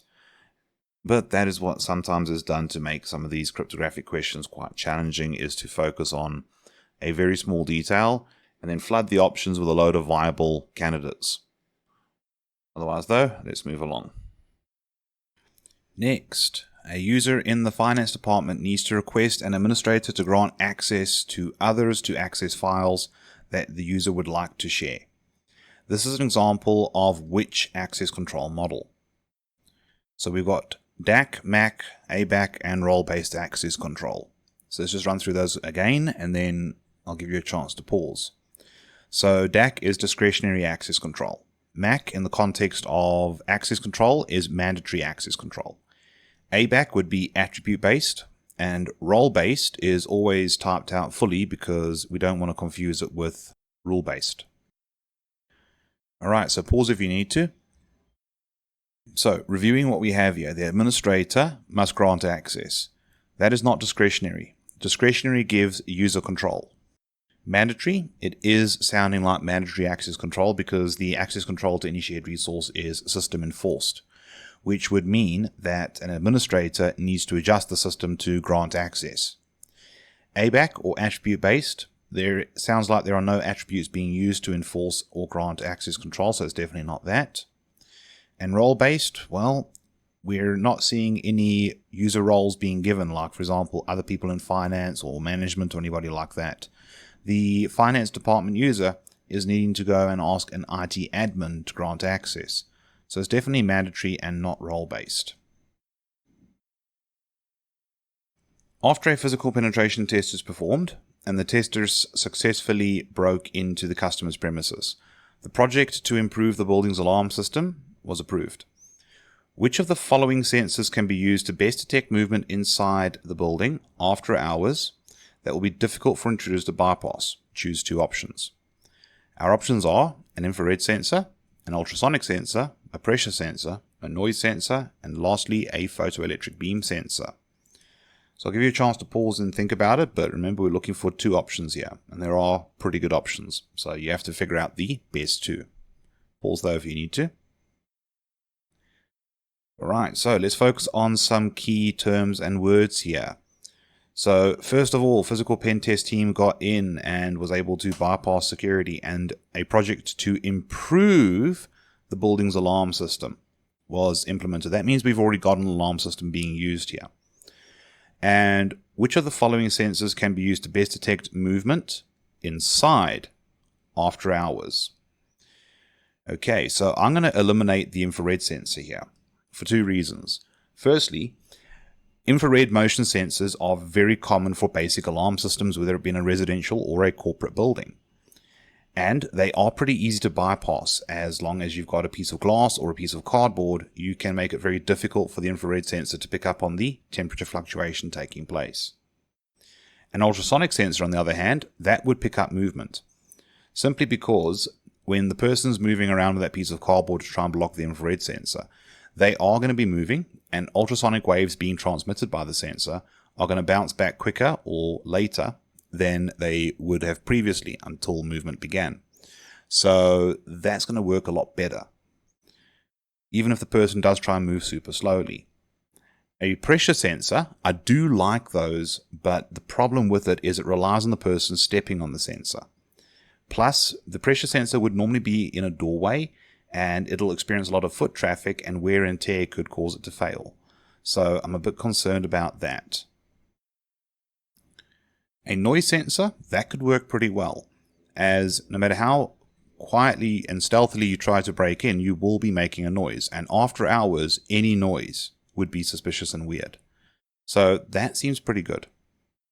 A photoelectric beam sensor, this only helps when the intruder is coming into the building.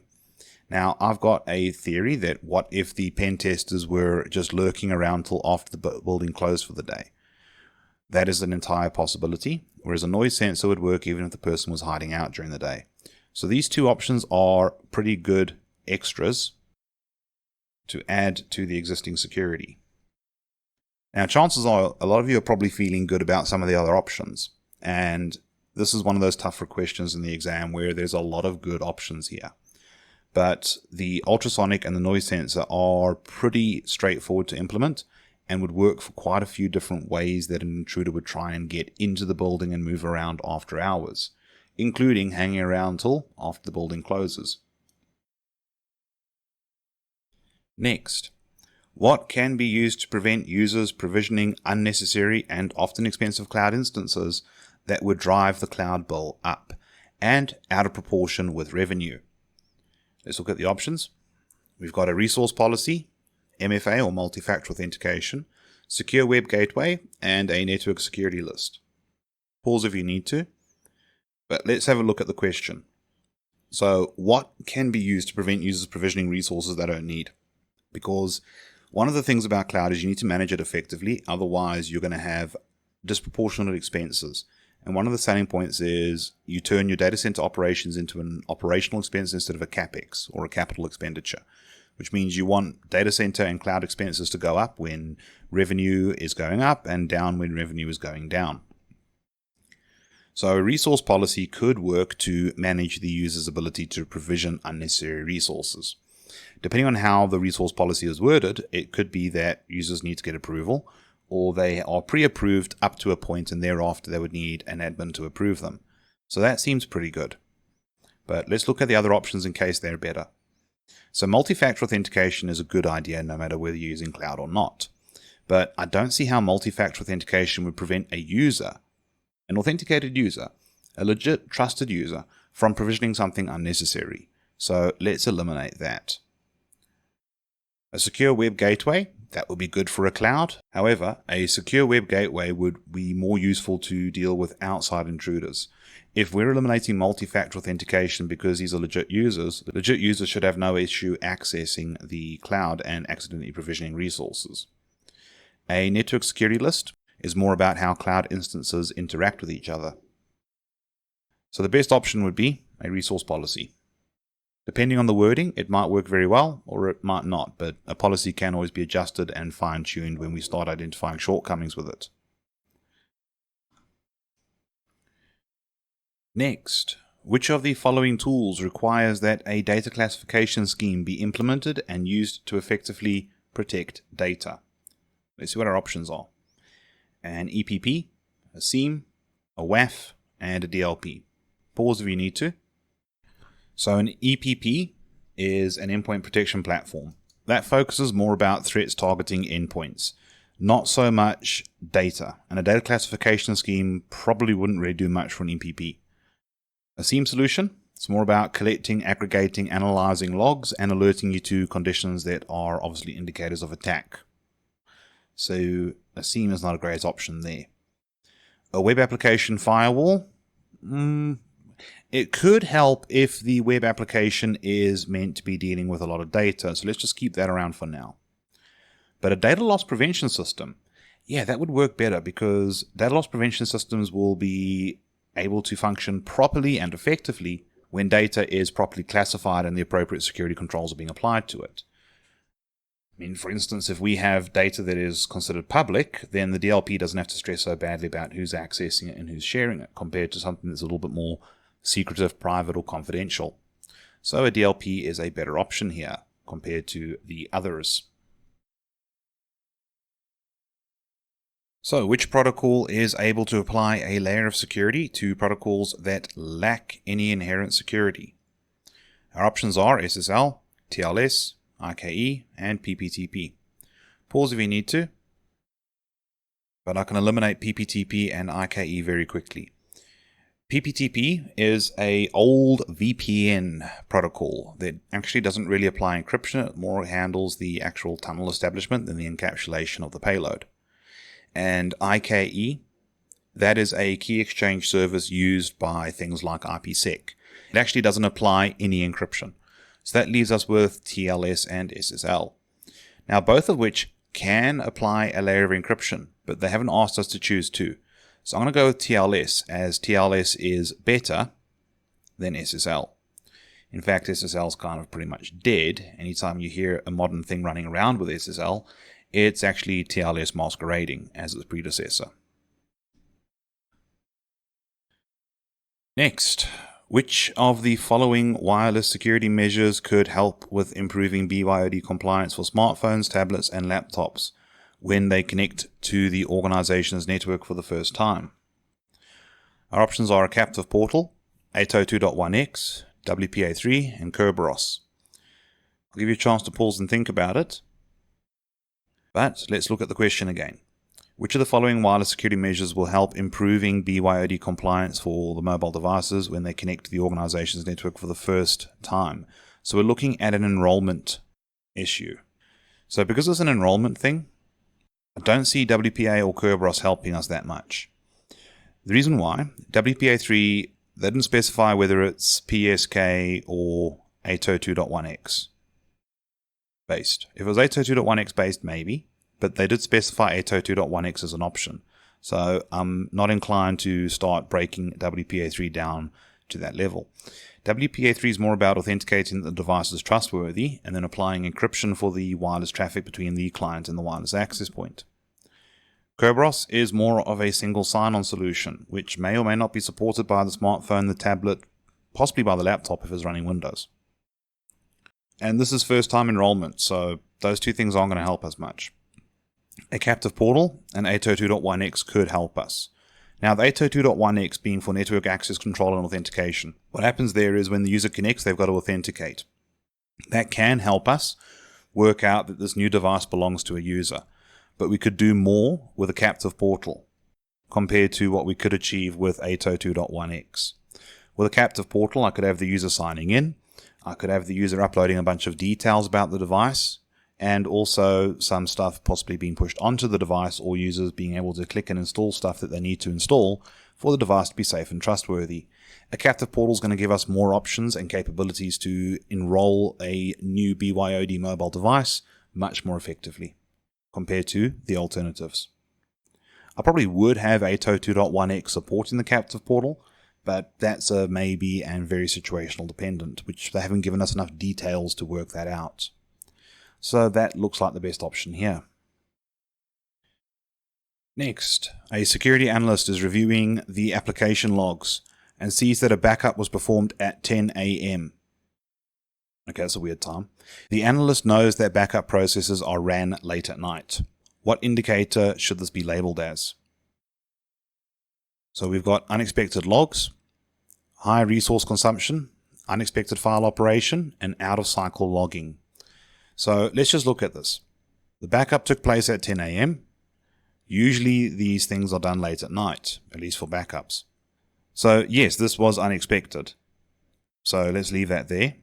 High resource consumption. I don't think a backup taking place at 10 a.m. would be any more resource constraining than it happening at night. Although it might affect people's access and availability, I don't see that really being a big issue here. Plus, they never really focused on resources at all. Unexpected file operations could be, and out-of-cycle logging, it could be. Now, this is a potential indicator, which is unexpected. So yeah, that's weird. I don't feel good about the unexpected logs. That would be possibly something happened and I wasn't expecting to see it, maybe a operational issue, but I can't see that potentially being the same classification I'll apply to an indicator. It just doesn't sound severe enough. Unexpected file operations, it could be that, but this is a log event that occurred out of the normal cycle. So this does feel like a pretty good option here. Although I was kind of feeling good for the unexpected file operations, the logs occurred outside or against normal scheduled expectations, and that is the major indicator. Now, whether it really is something malicious, or maybe it was a user performing some sort of change during the day, or maybe there's an emergency going on that we're not aware of from an availability perspective that hasn't come across the security analyst desk, we can't be completely sure. But this indicator definitely occurred outside of the normal times of day. So we'll treat it as an out of cycle logging. Now, I know I've just argued almost for the unexpected logs, but remember, as a security analyst, weird things, indicators of potential attack or compromise, you should always treat them as malicious until proven otherwise. It's the safer approach to go with.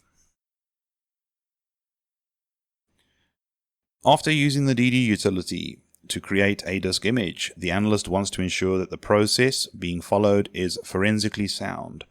What should be done to help achieve this? We could wipe the source drive.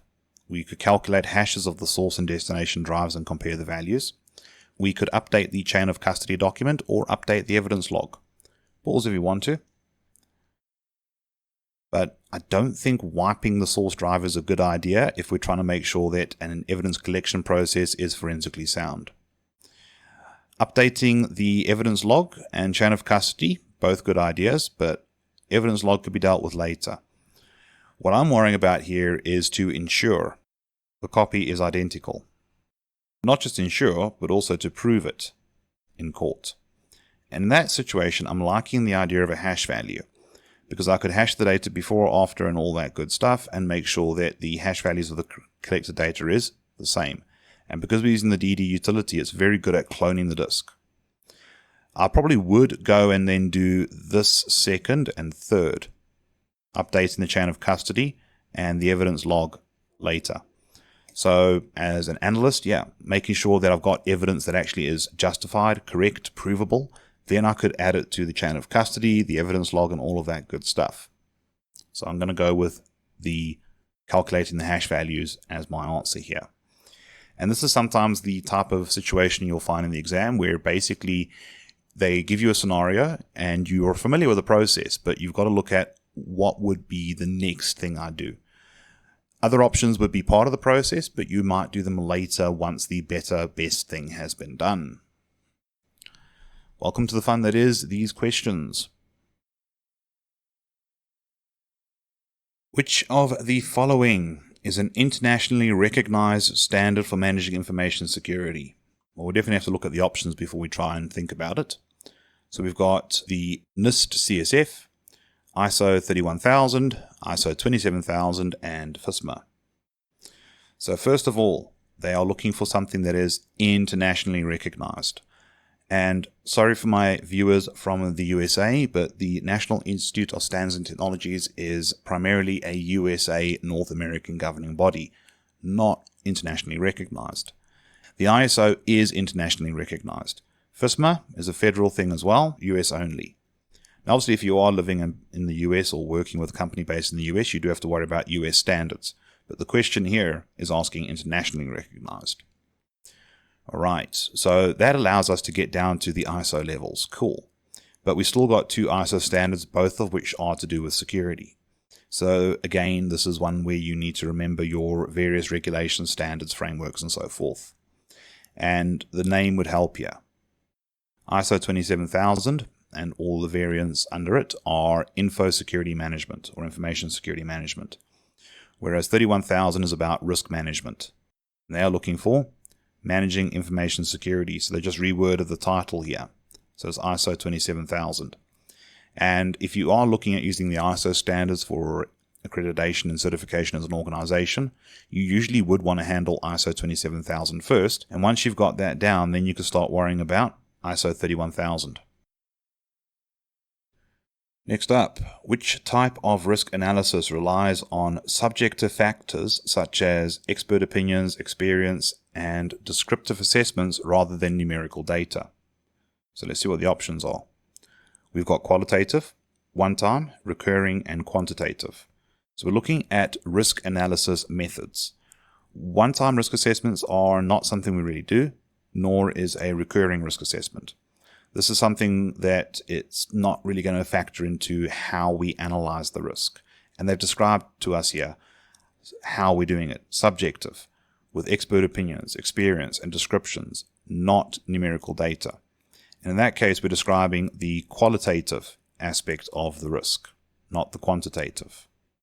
With qualitative, you are able to describe but not measure precisely. Whereas quantitative, we've got precise and, dare I say, objective numbers that could be used in the risk assessment. So it is qualitative. Root word is quality. Quality is a subjective thing. Which of the following terms is not used to describe the basic principle of information security? Now, before we pop open the options, I just want to point out, though, they might not emphasize what of the following is not something in the exam. So if they don't, keep your eyes open for that. Maybe highlight it yourself. So your options are integrity, availability, privacy, and confidentiality. So we're looking at the CIA triad plus privacy. Okay, and we're looking at which of the following is not used to describe the basic principles of information security. And in that case, it is privacy. Confidentiality, integrity, and availability. It's normally how most security courses, especially like Security Plus, begin, talking about how do we make sure stuff is safe. So with confidentiality, we're talking about how do we make sure that only those who are meant to see it can see it. Fundamental security principle. Integrity. Making sure that data is not tampered with by any unidentified and unauthorized third parties, or second parties, or any party for that matter. Nonetheless, though, it's still a main principle of information security. And availability is to make sure that stuff remains available to the users when they need to access it. So again, fundamental principle. Privacy, don't get me wrong, is important, it matters, there's regulations now. But we're only worrying about data privacy because there are regulations. If you wind the clock back 10 or 15 years, privacy was a nice to have, not a need to have. So that's the situation we're dealing with there. Privacy is not a basic principle of InfoSec. Important, it matters, but it's not one of the fundamental principles. If you look at the first video in this series, you'll see that we don't really touch on privacy that much. Next up, a very short question. What is the common usage of a public key? Well, let's see what the options are. Digital signatures, data encryption, authentication, and data decryption. Now, some of you might be remembering there was a question to do with digital signatures and keys and data encryption earlier. You've got to be very careful if that happens to you when you're in the exam, because that might sort of put you in the mindset of still trying to answer that question while looking at a completely different question. So if you need to, give yourself a mental break from that concept for a bit. You can always flag this and come back to it later. But pause if you need to think about the options here. But the answer here is a data encryption operation. That's what the public key is primarily used for. Usually with public key infrastructure, I will send you my public key so that you can use it to encrypt data that you send to me. Digital signatures, the public key is used to decrypt a signature, but we're looking at the common usage, and using PKI for encrypting data is the common or main purpose.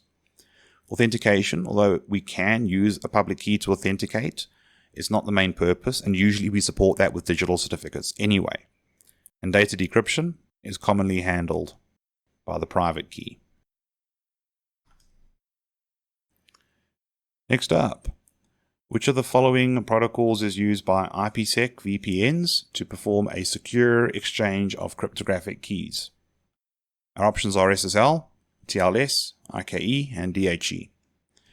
So straight away we could eliminate SSL and TLS because those are different cryptographic services and protocols. And we're talking about IPsec here, so definitely not those two. Now that leaves us with IKE and DHE. IKE is the thing used to handle a secure exchange of cryptographic keys for IPsec, either IKEv1 or IKEv2, especially for IPsec-based VPNs. Diffie-Hellman and ephemeral? Nah, cryptographic service actually. So IKE is the straightforward answer here, if you know your cryptographic standards and protocols and services. Next, which of the following is used for secure boot, disk encryption, and can store authentication information? We've got a TPM module, an SoC or system on a chip, BIOS or basic input-output system, and HSM or a hardware security module. So let's see, these are all hardware options, and we are looking at stuff that protects the machine at boot time, which is usually hardware driven. It definitely won't be a BIOS. Your basic input-output system has very little in the way of security beyond a password just to protect itself. If you were thinking that your firmware on your motherboard offers you better security, that's probably because you're thinking of a UEFI-based firmware, not the traditional BIOS.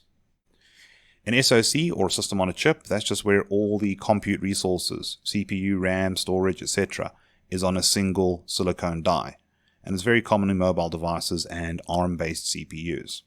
But it's got nothing to do with secure boot, disk encryption, and holding authentication information. So that leaves us with a TPM module and a hardware security module, which are both security-oriented hardware. But a TPM module is what will handle the encryption keys and authentication information and help enforce secure boot. An HSM, although a hardware security appliance, is more about being a dedicated crypto processor, whereas a TPM normally helps with OS security from a hardware level.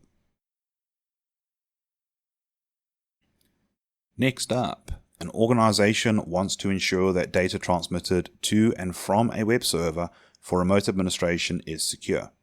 Which of the following protocols could be implemented for this? Our options are HTTPS, Telnet, HTTP, and SSH. So very quickly, we could eliminate Telnet and HTTP, as both of them lack encryption. So this leaves us with HTTPS and Secure Shell. I'll give you a chance to think about this if you want to, so pause if you want to. But we don't necessarily need to be using HTTPS. Secure Shell is encrypted secure remote administration, so that's why I'm going for that. But why not HTTPS? Well, the answer is because we don't always manage a web server via a web page, whether it's encrypted or not. We usually either use a proper admin console that's not HTTP based, or we're doing it through some other more secure remote administration method like Secure Shell. So the idea of the web server factor being included in the question and then HTTPS being an option, that was there to try and act as a red herring, a distraction, because web server, HTTPS, safe, secure, let's go with it. But we were talking about administrating the server, not accessing it like a user would. So that's a little bit of a trap that you could fall into with a seemingly easy question. If I were to say, what would you use to securely administrate any other kind of server that's not a web server, you would have still chosen Secure Shell over HTTPS. So if it was a file share server, a print server, a database server, you might have gone for Secure Shell rather than HTTPS, hence why it's not going to be a good option just because the thing is a web server as well.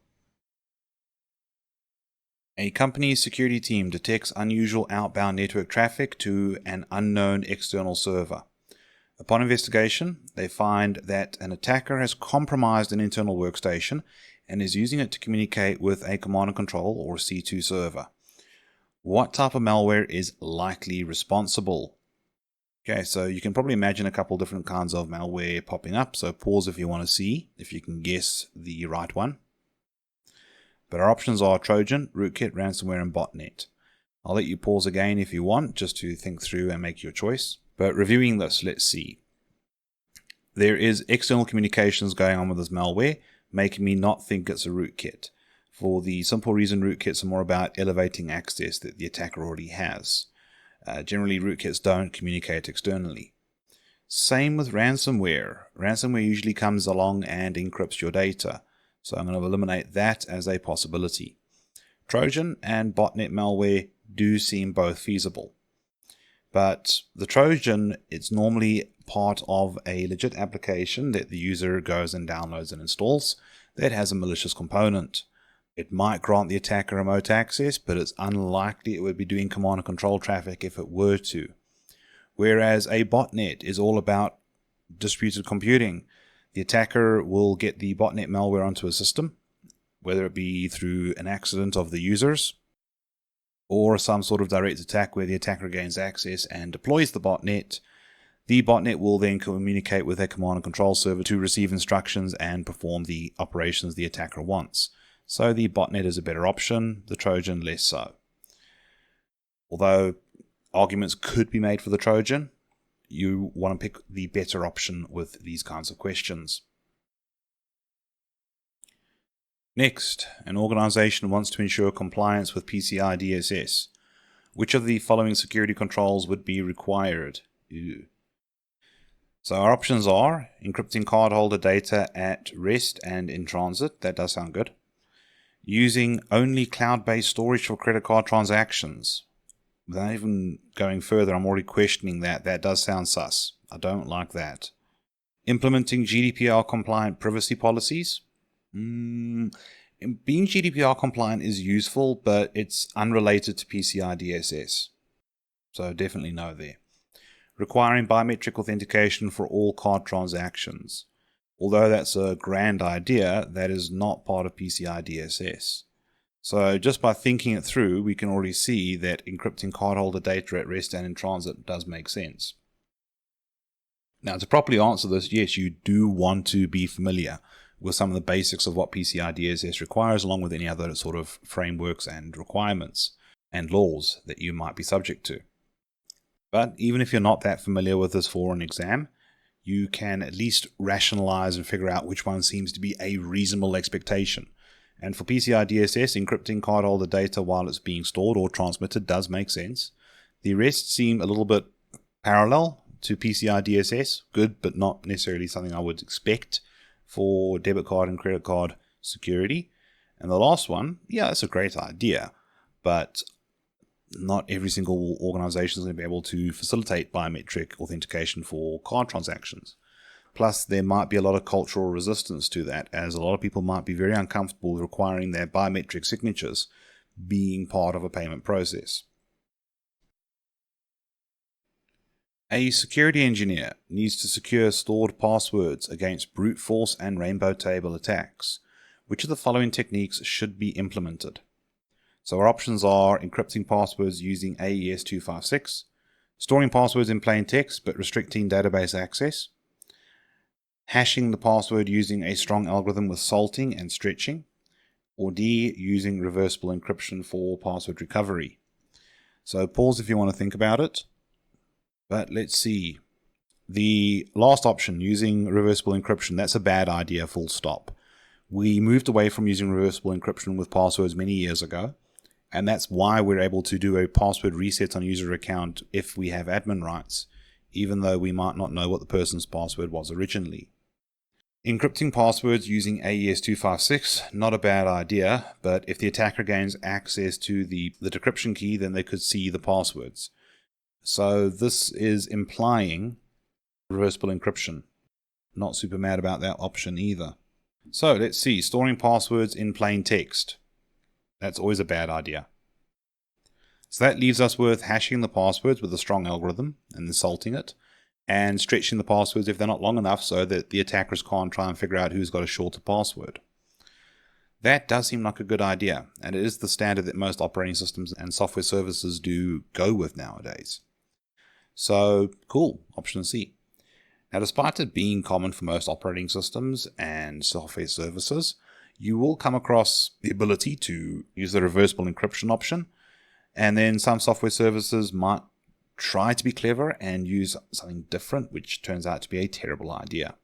So basically this question was just asking, do you know what are modern best practices for password storage? An attacker intercepts communications between a user and a web application, modifying transmitted data before forwarding it to the intended recipient. Which type of attack is being performed? Give you a chance to pause and think about the options you'd like to see. Hopefully you see the option you're thinking of. But our options are replay attack, on-path attack, DNS poisoning, and reflected cross-site scripting. So this kind of question, it might be worth sketching out. So we have a server, we have a client, and we have our threat actor in the middle. An attacker intercepts communications going back and forth between these two and is busy modifying it. This sounds like an on-path attack, formerly known as man in the middle. It's not a replay attack, because with a replay attack, usually I'm trying to bypass some sort of network authentication by replaying previously transmitted credentials, usually once the person's disengaged. This seems to be an active current session attack. We can eliminate DNS poisoning because they did say it's a web application, so that was quick. And reflected cross-site scripting, that's a red herring option. Reflected cross-site scripting does rely on the attacker having a malicious copy of the web page and trying to reply before the legit web server replies to a requesting client. But that's not on the path. Here, they're intercepting and messing with all communications. The reflected cross-site script only works when the attacker is able to get to you before the genuine response does. So it's not that one. Close, but it's not a perfect fit. So it's the on-path, formerly known as man in the middle. Next, a company wants to improve security by requiring real-time user identity verification before granting access to sensitive data. Which solution would best meet this requirement? Sounds interesting. So the options are multi-factor authentication, role-based access control, security information event management, and zero trust architecture. So pause if you want to think about this for a bit. But I'm eliminating C straight away. The reason why is they just went with the full SEAM acronym. And oftentimes, if they use acronyms in the exam and then in another question they actually spell the whole word out, that can mess with you, making you think this is something else and fancier. But the reason why I want to eliminate it is the SEAM solution isn't really going to do much about verifying the user. It might log this whole process that they're looking to implement, but the SEAM solution is not going to actually enforce it. Multi-factor authentication would be a good idea, but multi-factor doesn't do continuous verification. It just requires that the authentication event have 2 or more factors from different categories or factors, basically. Role-based access control. Yeah, role-based does do continuous verification that you do possess the role, but zero trust architecture is a closer description of what they're asking for here. So if we review the question, a company wants to improve security by requiring real-time user identity verification before granting access to the sensitive data. That is zero trust architecture. Role-based, kind of, but it's more a case of just checking the user has access to the role, then verifying the identity properly. Now you might say, but wouldn't that have also allowed multi-factor? Not really, because multi-factor authentication could use a previous authentication token with single sign-on, offsetting the inconvenience of multi-factor with single sign-on. It's not a great fit. Could have been, but not really. Zero trust architecture literally refers and defines one of these tenets. Next, a security team notices that a newly registered domain that is similar to the organization's domain is being used in phishing attacks against employees. Which technique helps identify such malicious domains early? Let's see the options. Implementing an intrusion prevention system, monitoring domain typo squatting and new domain registrations, blocking all emails from external senders, and using symmetric encryption to protect email content. I'll give you a chance to pause and think about these options, but let's have a look. Implementing an intrusion prevention system. I don't know if this would help us pick up on an entity registering a similar looking domain. At the end of the day, it's going to look like an ordinary email coming in, just from a domain that happens to look similar to yours. So an IPS may help, it may not, but because it's a maybe, I want to just scratch that out for now. Maybe we'll come back to it. Monitoring domain typo squatting, which is literally what the attackers are doing, and new domain registrations could be a good idea. Whether you do this as a manual process, or you find a way to automate it, it would still be a pretty good idea. Blocking all emails from external senders. I want to just focus on the word here, all. For an organization, this is not viable because you do need to communicate with people outside your organization. Customers, suppliers, partners, regulators, there's a whole bunch of different people and different entities that you need to work with. So I'm not so mad about blocking all the emails. I would say blocking similar domain names in emails to ours would work pretty well, but knowing what the attackers are trying would be probably more useful than trying to preempt and block all the similar titles. There will always be one that the attackers come up with that you didn't think about. And then using symmetric encryption to protect mail content. That's not what's going on here. The attackers are not intercepting and stealing data. They are busy generating brand new emails from their own domain. So whether or not we use encryption, all that would happen is the attacker would establish encrypted sessions and communications with you, the victim, and then you're decrypting the phishing emails. So probably not that one. B is seeming like the best option here. Although I'm not so mad about the manual approach. Knowing when an attacker has registered a similar domain and issuing a warning to the users, hey, please check the domains very carefully and look for this one in particular, just to make sure that it is genuinely from your organization. Next, a cybersecurity analyst discovers that an attacker has successfully compromised a web server with an exploit that has no known signatures or indicators. What type of attack is this known as? Pause if you want to think about it, and hopefully you get to see an option you're thinking of. But our options are a zero-day attack, denial of service attack, session hijacking, and social engineering. And straight away, I'm seeing a very strong contender. A zero-day attack, and they said there are no known signatures or indicators, which is a hallmark of a zero-day attack. Because this is an unknown exploit, the chances of a signature for an IDS or an antivirus in existence for this is very low. That's why it's referred to as a 0 day. You've got 0 days head start, 0 days warning, etc. Denial of service. They said they've successfully compromised the web server, but they didn't specify how. So I'm not so mad about that at the moment. Session hijacking. Possible, but they didn't describe how the compromise took place, so I'm not so thrilled about that. And being a web server, and they didn't describe the attacker messing with a web administrator, so nah. It seems the cybersecurity analyst has discovered a 0 day. The whole deal is the no known indicators. A security professional is tuning their IPS or intrusion prevention system. And yes, you do want to try and read the acronyms out to yourself as you're reading the question. It can help quite a bit to minimize on false positives. What type of control is being implemented? Operational controls, managerial controls, physical controls, and technical controls. So let's see. It's an intrusion prevention system, which is there to detect and block potential attacks on your network and some of your systems. And they want to try and minimize on false positives, which is always a good idea with an intrusion prevention system. False positives could lead to an outage. Now, in terms of control types, definitely physical is out of the conversation. Although IPSs are a physical thing, they are enforcing digital or technical security, which means that D is a pretty good option. But managerial and operational, let's see. Managerial controls are more about managing and overseeing systems and people. It's more of a policy process kind of control if you want managerial controls. Operational controls, that's more procedures. Although you could argue that a continuous refinement and improvement process in security is an operational benefit, the direct task being done of a security pro adjusting and adapting their IPS to be better, it's improving a technical control, if you want to be very precise about this definition. Which type of analysis and assessment method is useful for identifying malicious insider threats?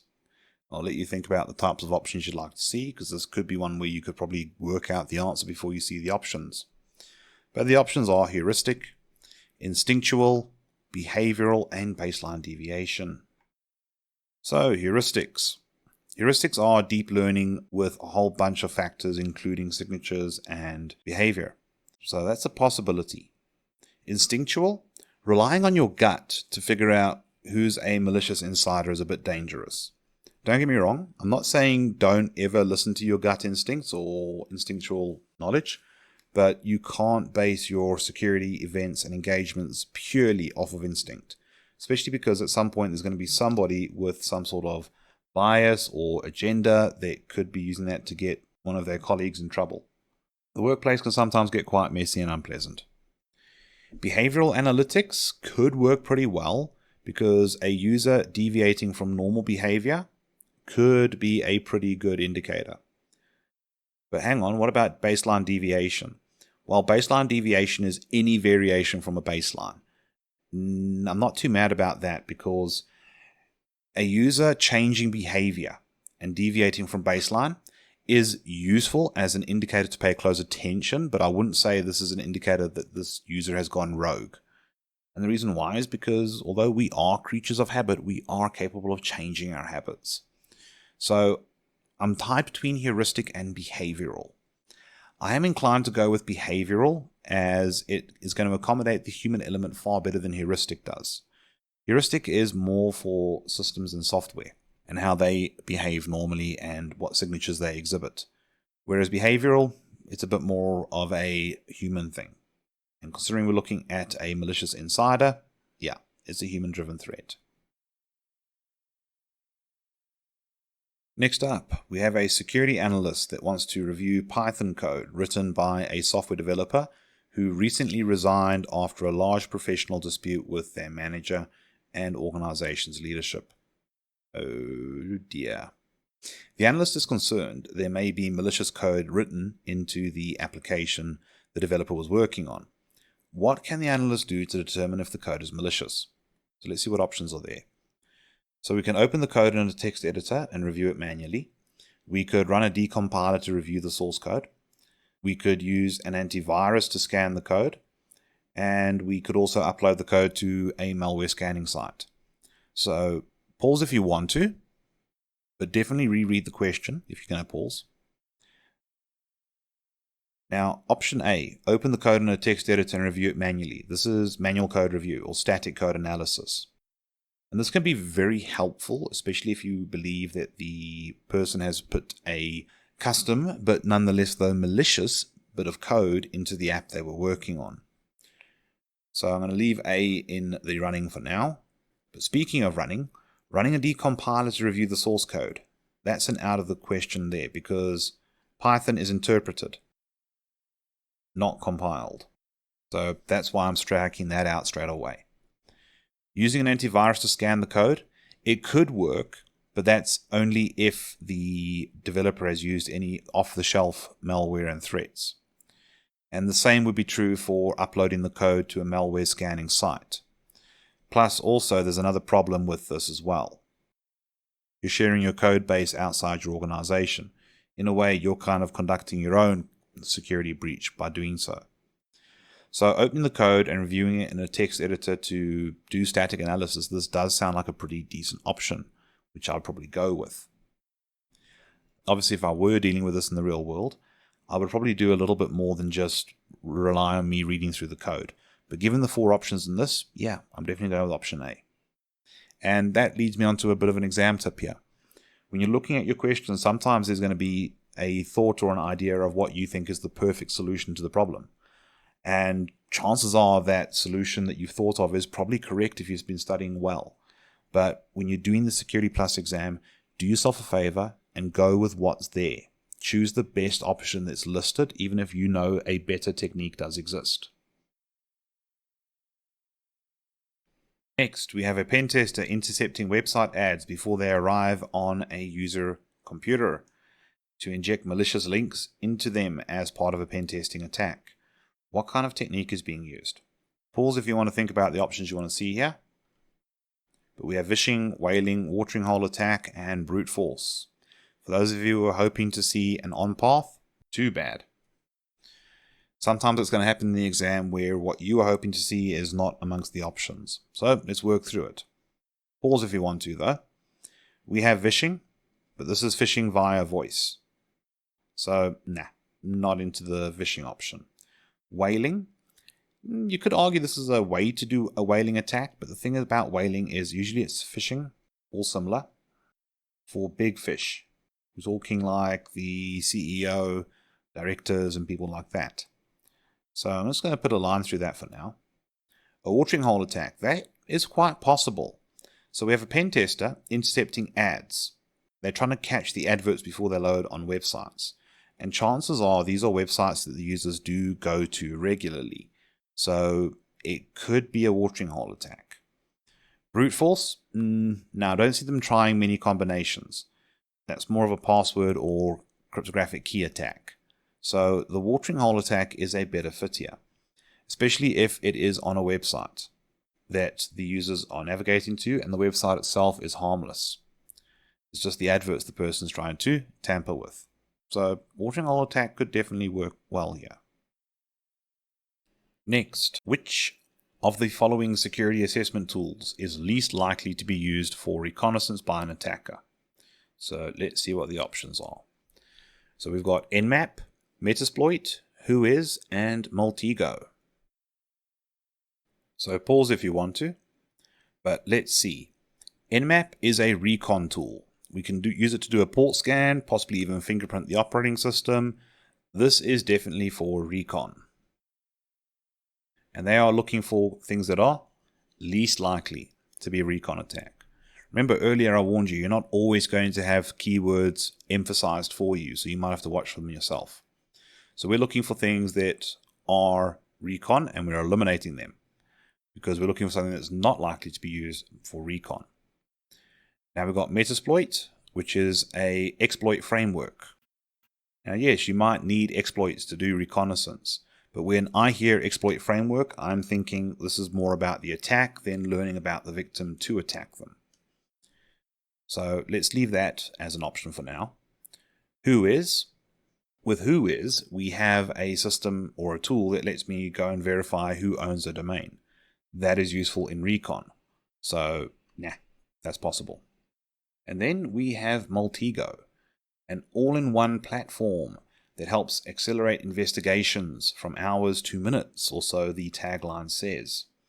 Now, although not really used to do recon, it is used to organize data, which is something you would want to do for recon or reconnaissance. So, kind of not really, but does have a use. So this puts me in a tough position. Do I go for Maltego or Metasploit? Well, Metasploit being focused on the actual attack more so than anything else, I'm going to go with Metasploit. Maltego at least has a justifiable use for reconnaissance. Now, yes, I know I'm taking a bit of a logical assumption here, but sometimes with Security Plus, you have to take a small assumption to eliminate one of the options that is good but not perfect for the question that they are asking you. What can a developer do to ensure that apps they develop and release to the public can be assured that they actually come from the developer and not a malicious threat actor? Our options are code encryption, hash value for the installer, code signing, or code obfuscation. So pause if you want to think about it a bit. But code encryption, I don't see that helping prove it comes from the developer. If the developer were uploading their application and a hacker were to get their hands on it, download it, and want to tamper with it, they'd decrypt it, and then do their malicious thing, re-encrypt it, re-upload it, and hopefully make sure that the user gets the new decryption key for the now malicious application. And the same is also true for hashing the installer. Yes, you could hash the value of a file you download to install on a computer, or anything else for that matter. Or anything else for that matter. But here's the problem. If an attacker is smart enough to be able to steal this file, add something malicious to the executable, re-upload it, I'm pretty sure they could replace the hash value that was originally there. We need a third-party way of verifying. That's the problem with both of these. Relying on the developer and the user being able to perfectly validate one another. We need a third party, and that's where code signing certificates could be pretty useful here. But let's just look at code obfuscation. So code obfuscation is just about making the code harder to read. Believe you me, the threat actors are more than happy to deal with difficult to read code. So all we're doing is making the developer's life more miserable for very little security gain. Whereas implementing code signing certificates would probably work way better, as the code signing certificate is a third-party validation and could take a lot of pressure off of the developer for making sure that the software assurance is there, and also make it a lot easier for the end user. Next, which of the following statements about cryptography is incorrect? So we're looking for false statements here. So let's see what pops up on the screen. Not all cryptographic keys need to be kept secret. B. Shorter keys are better than longer keys. C. Symmetric algorithms generally have shorter key lengths than asymmetric algorithms. And D. Digital certificates can share public keys. Alright, now A sounds a little bit wrong, because it says not all cryptographic keys need to be kept secret. But that is actually a true statement, because you've literally got something called the public key. And the whole deal about the public key and public key infrastructure is that I don't mind the world seeing it. I want this key to be public. So that's true, which means not the option here. Shorter keys are better than longer keys.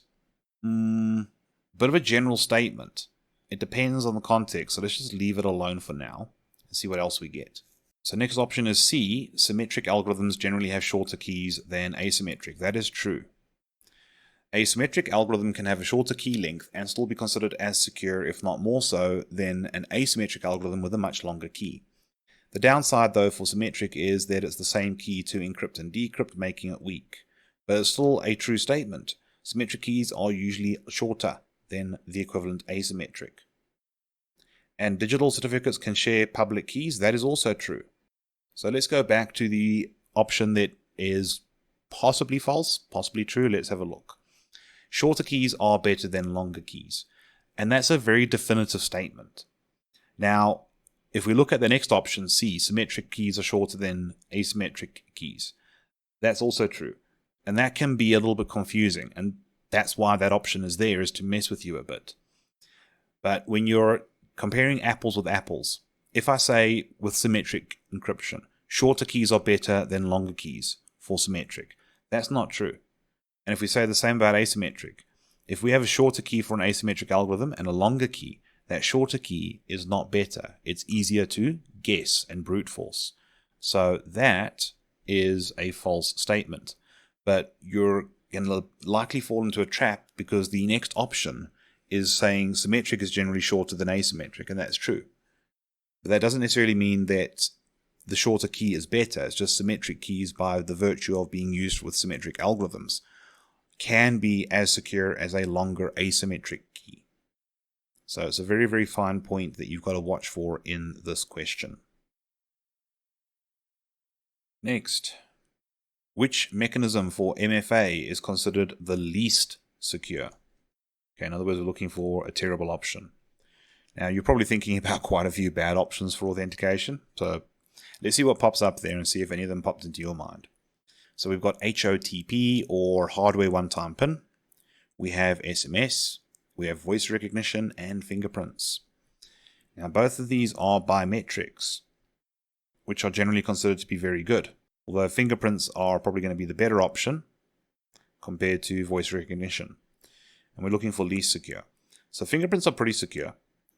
Voice recognition can be secure depending on the microphone and the algorithm in question, leaving me with hardware one-time PIN and SMS. Now, the issue about a hardware-driven one-time PIN is this is one of those RAS tokens that generates those one-time PIN numbers every 30 seconds. If that gets stolen, obviously that's a concern. But the employee would know this thing matters a lot and keep it safe. And if it ever is stolen and the employee reports it, like they should, then we can basically deregister all pins that device ever generates and ban it from being used. So it's not too bad. Whereas SMS has a few problems with it, mainly to do with SIM cloning. An attacker could do a SIM swap attack on you, getting your number moved to their SIM card that they bought recently. We could also have a clone being made that is able to be a read-only clone, so your phone carries on working while they're also receiving every SMS being sent to you. And then finally, SMSs are not encrypted communications. So if an attacker is able to intercept the SMS, they can see the plain text message there. and that makes it pretty unsecure. There's a reason why a lot of organizations, especially banks, are moving away from SMS-based one-time PINs and using alternatives like approvals through the banking app or one-time PINs being emailed to you, because at least with the email, you can encrypt the message and hopefully your email is signed into a secure mobile device. But the SMS choice for multi-factor is definitely dying a death nowadays. And we'll probably see it being discouraged entirely in another Security Plus version or two. Next up, when designing the security of a building that uses electronic locks on doors for security, in the event of complete power loss to the electronic locks, which fail condition must the doors fail to? Fail secure, fail closed, fail open, and fail safe. Pause if you want to make a choice. But let's look at the situation that they're describing here. So we are talking about a complete power loss, which means no mains power and possible battery failure as well. So what must the doors do? Well, fail secure is a bit risky because that means that the door will not open. It will maintain security even in a fail state. But as an electronic lock with no electricity, how does it fail secure? Well, to fail secure, it would have to probably fail closed. And that would be a safety hazard. Apart from a few handful of exceptions, general rule of thumb is that human health and life comes before cybersecurity. So I'm not too mad about the whole can't get out of a building. There's a number of disaster events that could occur that could lead to complete power failure, along with some bad maintenance of the battery backup. So that leaves us with fail open and fail safe. Now, considering fail safe is an option, this would normally mean that escape is possible, but entry is not. So I'm liking that. Fail open, on the other hand, that would allow escape and entry. Now, considering this is a security course and fail safe is possible, I'm going to go with that. If fail safe was not present, then I would have gone for fail open as my second option. But because I do have something a little bit better that could maintain security while allowing people to escape a building or a room or whatever, I'm going to go with fail safe. Next, VM escape conditions are when operations in a cloud-hosted VM can affect operations in another VM, whether it be the same tenant or a different one. Sometimes they can even affect the virtualization host. Keeping which of the following up to date and well managed would reduce the risk of VM escape. So our options are the guest operating system, hypervisor, container engine, or the host operating system. I'll let you pause and think about it because they're all pretty good options. But off the bat, I'm not so mad about the container because VMs are not the same as containers. So we can at least eliminate option C. So that leaves us with three entities in virtualization: the guest OS, the hypervisor, and the host OS. Now, because we're looking at cloud, I think we're not going to have much insight into the host OS. Besides which, even if it is type 2 virtualization being used in the cloud, this is the cloud service provider's problem. 100%. Not the consumer. So unless you're working as a CSP, don't panic too badly there. But for now, I want to give it a little bit of a probably not. Now, keeping both the guest and the hypervisor up to date would be a very good idea. But the hypervisor is going to have more effect on the ability to keep VM operations separated from one another and any host system that runs them all. The guest OS is definitely going to be worth keeping up to date, and so with the host OS, but the hypervisor will have a bigger impact and chance of improving the situation and minimizing VM escape conditions. Once unnecessary applications have been removed from a system as part of a hardening process, what should be done next? Ooh, this sounds interesting. So let's see what the options are. Verify and close any unused TCP/IP ports. Create a vulnerability baseline. Automation of patch management. And automation of backups. So pause if you want to, because these are all good options as well. But straight away, I am gravitating a lot towards verifying and closing any unused TCP/IP ports, because that would be a good follow-on process for hardening. Usually, your early steps in hardening is all about locking the system down. by removing things you don't need and blocking stuff that you can't remove, that you don't need. And although I've removed unnecessary applications, possibly even some services, there still might be some network ports open and listening, but probably not responding because there's no service behind it. But an open port with no service is sort of like an open window into a room in the building. The room's empty, but the attacker could get into that window, and now they're in the building. Not that they can do much until they get out of that room. We could create a vulnerability baseline, but this is something I'd probably do at the end of hardening, so that I've got a good reference point for comparison in the future. So this would probably be right at the end. Automating patch management. Yeah, that would probably be something I would do once I'm pretty confident I've got things locked down to make sure that the system is always up to date. So this would probably be somewhere in the middle of the process of hardening. Automation of backups. This would probably be mid to late, or mid to end, whichever one you prefer. Although all are good options, they're asking for next, which makes me think verifying the ports are closed, that are not needed, would be a good idea. Not just removing the service that responds, but also just remove the foothold that the attacker could potentially use to get into a system. Seems like a pretty good choice here. But this is probably going to be one of those tougher questions in the exam because they're all good options. So if you ever do find that to be a challenge, I would suggest one of two things. Go back to the question and look for some key term you might have missed, like, for example, what would you do next? As in, like, what's the next step you do? The rest might be steps that you do later, but we're looking for the immediate one. If you still need a chance to think in the exam, though, remember, you can always flag a question and come back to it later. You'd be amazed what your subconscious can do while you're working on another question.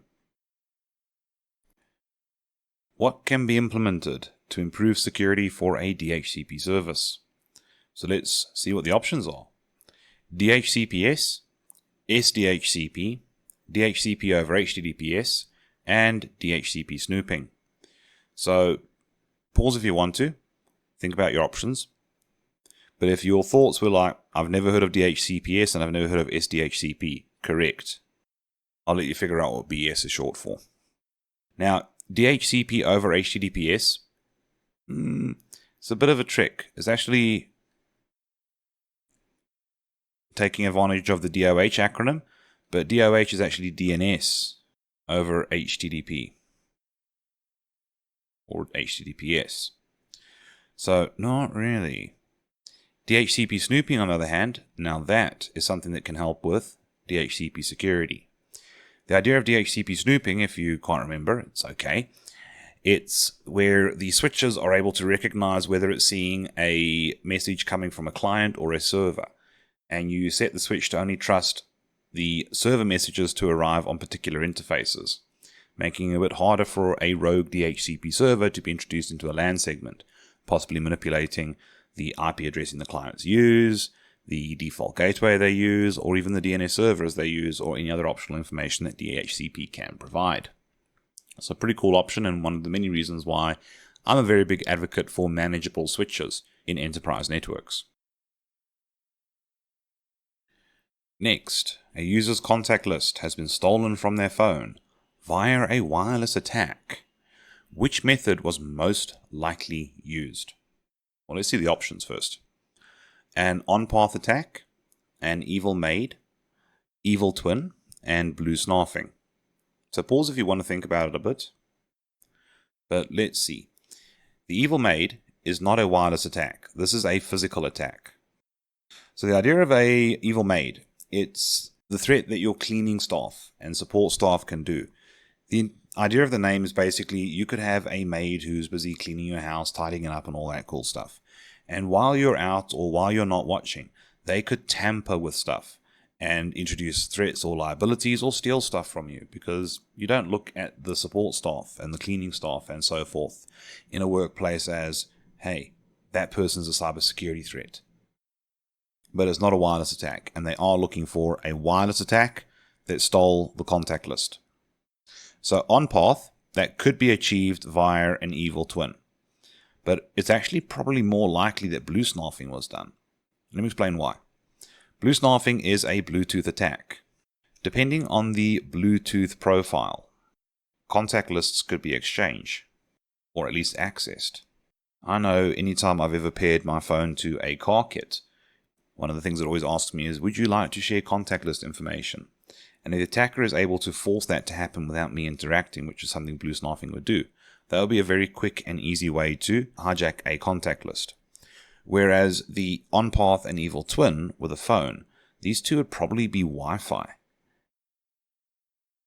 And although yes, Wi-Fi is wireless, so is Bluetooth, but you're unlikely to be sending contact information in its entirety across wireless unless you're actually sharing the contact.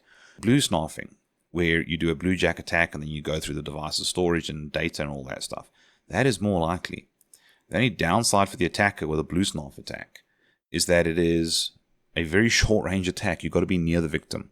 So it definitely wasn't somebody on the other side of the world. It was somebody within 10 to 40 meters of you, or 30 to 130 feet. Next, after an incident responder wants to see if the attacker introduced a backdoor for themselves to access at a later time. What data source could be used to search for new services? See what their options are. Vulnerability scan results, firewall logs, registry dumps, or system restore points. So I'll give you a chance to pause and think about it. But what's annoying about this is all of these are good data sources, some more so than others. So what we're actually looking for here is what would be the best data source. And in this case, most likely to reveal an indicator of compromise. So let's eliminate things. A registry dump to review what's in the registry could be useful, but I would definitely need a known good comparison point. And even if you do have one, that could take a lot of time to go through. So maybe I'd rather go to the registry dump later when I've gotten a clue or some indicator that leads me to a smaller portion or a particular hive key within a registry. And obviously I'm assuming it's Windows here. Firewall logs could be pretty awesome, but that's only if the backdoor is busy phoning home or calling out through some sort of command and control service. So it's a maybe works, maybe doesn't. And again, you've still got to go and look for the log that doesn't fit, that stands out. So, maybe. System restore points? Possibly. The attacker might have created a system restore point so that their backdoor can be persistent, even if we do find it and remove it. But again, this is something I'll probably do to clean up after an attack, to make sure that there is no backdoor. A vulnerability scan result, that could work, because the backdoor is probably unauthorized and likely to be seen as a vulnerability. This is most likely to give me a result, especially if we are following good vulnerability management practices. And oftentimes nowadays, organizations are very, very good with following vulnerability management best practices. So that's a pretty decent option. Not to say I wouldn't look at the rest, but I'll probably look at the rest later once my suspicions are confirmed that there is a backdoor on the system. While investigating a cybercrime, the analyst determines that a secondary disk used for log storage was wiped with a quick format. The analyst wants to recover data from the drive. What data would still be on the drive that could be recovered? So let's see the options for first. So first option A is no data will be left on the drive. Option B, files will still be on the drive, but the file indexes will not be. C, the file indexes will remain, but the files will be gone. And D, file indexes will remain, but the files will be corrupted. So pause if you want to. But one of the clues here that we need is the quick format option. Now the quick format option is not going to take out the data. That would be a normal or a slow format. So it's not A. Now, it boils down to being, will file indexes remain or not? Well, the file indexes will not be present. That's usually what the quick format takes out, is the file index, and leaves the files alone. So that means it's option B. The file index is basically sort of like a table of contents in a textbook. If you rip that out, it can make it very difficult to navigate the textbook. But the data files will remain on the disk until they are overwritten by new, fresh data. So as long as that disk has not been overwritten, we could bring back the log files. Now some of them might be corrupted, some of them might not be, but the fact that option D says the file index will remain. That is wrong. The quick format deletes the index but leaves the files alone. If you want to delete both, you do a normal format that takes longer, and that causes a better erasure. Even better for the attacker would be if they do some sort of data overwrite operation. Next, as part of change control, what would be used to ensure that a change that cannot be successfully implemented does not lead to an outage or degraded functionality of the system concerned? So our options are impact analysis, maintenance windows, implementation plan, and finally a backout plan. Pause if you need to, but looking at all these options, they are generally part of change control, change management practices, and often part of the proposal document. So what would work if we have a change that is failing to commit? Well, an implementation plan, it's not going to help now. We've already done the change, we've already started it, and it's not working. So creating the implementation plan or revisiting it and reworking it is a bit out of the question. A maintenance window? This is usually when you do your changes. So kind of, but not completely. So let's just leave it there in case we haven't got a good option anywhere else. A backout plan? That's actually really good. Really, really good. I'm really liking that. The reason why is a backout plan, also sometimes called a backout strategy, is what are you going to do to revert the system back to its original state before you began the change? Now, that could be made up of a variety of strategies, whether it be system restore points, snapshots, checkpoints, quick backups that you've done, whatever. The idea is you've got a couple choices on going back. That seems pretty decent. And then finally, impact analysis. Again, this is normally a pre-change approval part of the document.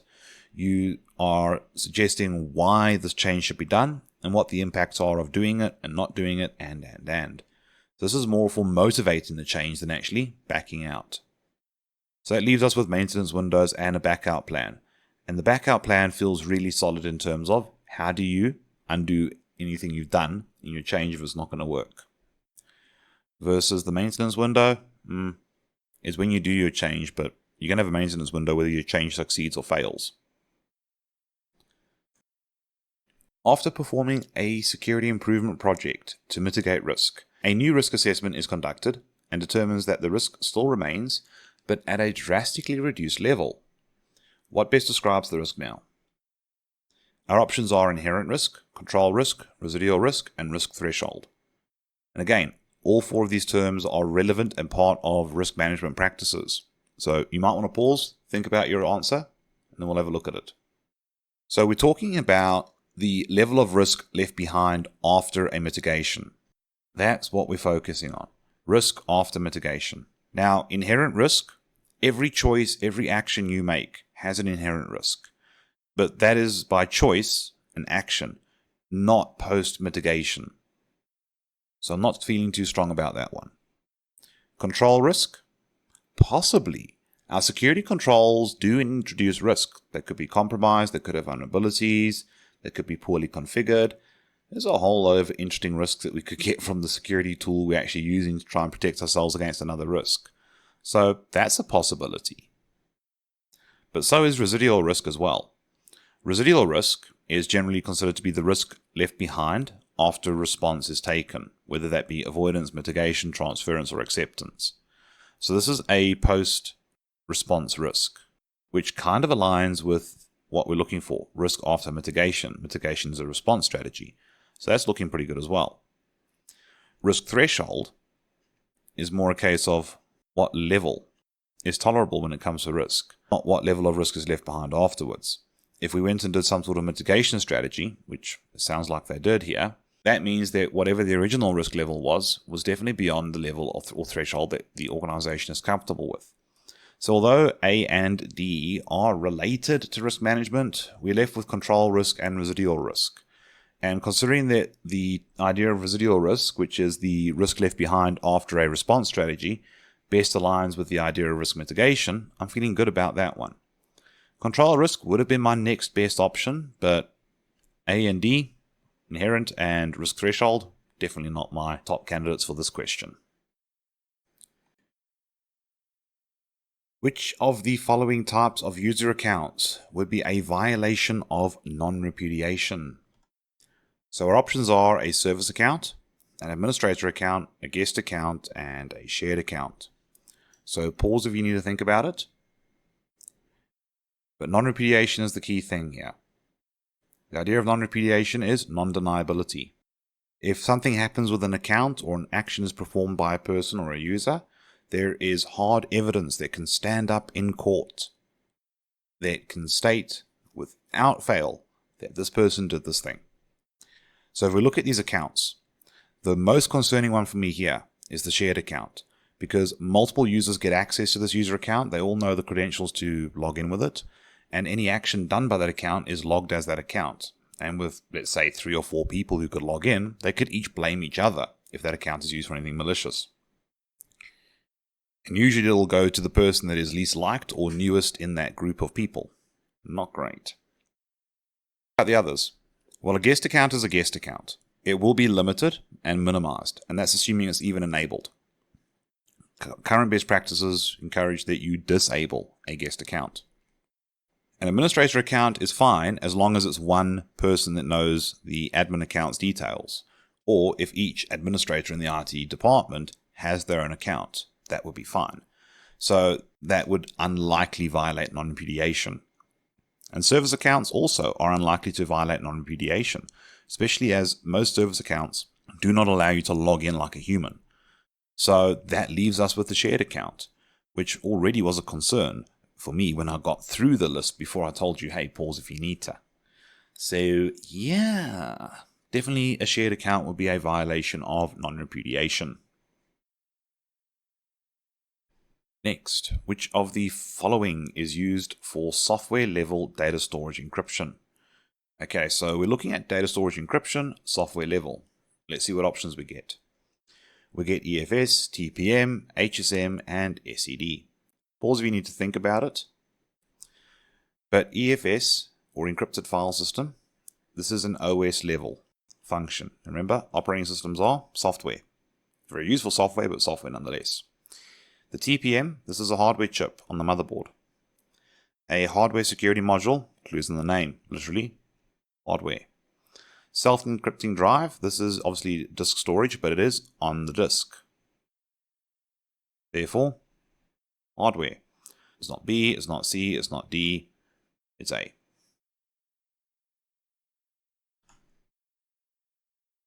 Which of the following cryptographic algorithms is most susceptible to attack? Well, this is one where we definitely have to look at the options.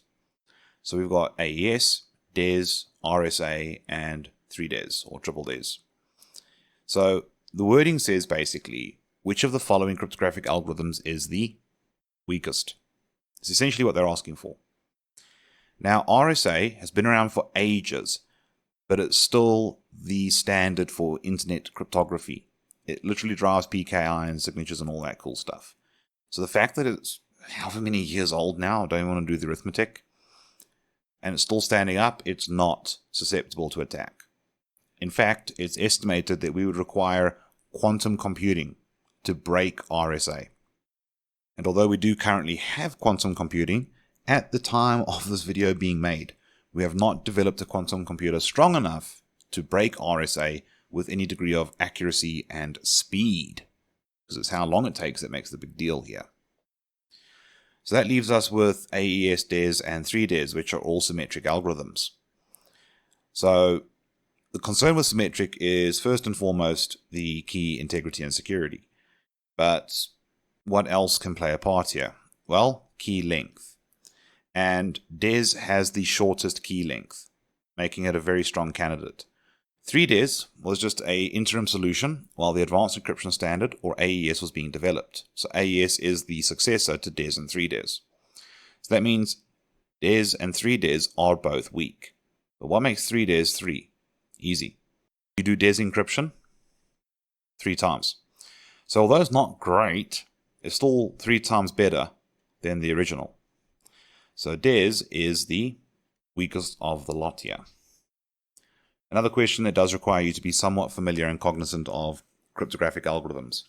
The good news is, though, you're not expected to know the maths behind the cryptographic algorithms, so you can at least breathe that sigh of relief. In a secure network that supports SSO, or single sign-on, what names refer to the centralized server that is used to distribute cryptographic keys and authenticate users and services within a domain network? Wowie wow, that's a confusing question, but the cool thing is, oftentimes the options give us a clue. So we've got PKL, public key infrastructure, RAS, or remote access server, KDC, or Kerberos domain controller, and ADDS, Active Directory Domain Services. So pause the video if you want to think about it a bit, but let's work through it. We've got a domain network, so that's already giving us a bit of a clue here. PKI doesn't require a domain to work. It in fact often is used between domains. You've got RAS, that's just used to remotely access an organization's network. Remote access server is what it stands for, so not really for single sign-on within a domain. It's more about getting into it remotely. So I'm not too comfortable with those. So that leaves us with the Kerberos, DC, and Active Directory for Windows. Now, if you remember the section on IAM that we covered in the main video series, you remember me talking about Kerberos, and it runs on AD, and it's used to do the single sign-on solution for Windows systems and other domain controller services that license Kerberos from MIT. So KDC is the option, and it'll be running on AD. That's only if you enable SSO on Active Directory. If you don't, you won't be using Kerberos. But to further reinforce it, let's check it out. Centralized server, domain controller. Distribute cryptographic keys. It's those ticket granting tickets and all that stuff. Authenticating users and services. That's the whole deal, the whole thing it does. So, KDC is the option here. Next, which of the following best describes the principle of least privilege? Well, it should be straightforward. Let's see what they give us. A. Users are granted access only to the resources necessary for their job function. That does sound good. All users have administrative access to all systems. Yeah, that doesn't sound right, but let's carry on anyway. Access is granted based on a user's seniority. It could be that one. Or users can access any resource as long as they have a strong password. Sounds like a good thing, but maybe that's just the strong password making me feel like that's a good answer. So pause the video if you need to, but let's start eliminating things I'm not happy with. So I said I was okay with A, and I said I was sort of okay with C. D sounded good because of the strong password, but if we read the rest of it, ignore the strong password for a moment. Users can access any resource as long as they meet a condition. That sounds like attribute-based access control, and just because your password is strong doesn't mean you should be able to do whatever the hell you like. So let's take that out of the equation. B, let's have a good look at that one. All users have administrative access to all systems. That sounds like a terrible idea. I do not trust all users to have admin access on every single system. That sounds a dreadful idea. So that leaves us with A and C. With A, users are granted access only to the resources necessary for their job function. The way I normally describe principle of least privilege is that users get the access rights and permissions and privileges based on their job function and nothing more, which is effectively the same thing as what's being said there. Access is granted based on a seniority. That does influence principle of least privilege, but not as in the way a lot of people think. Just because you're in a more senior position doesn't mean you get more access. It just means you get different access to the people below you. And sometimes that access actually might be less than the people below you.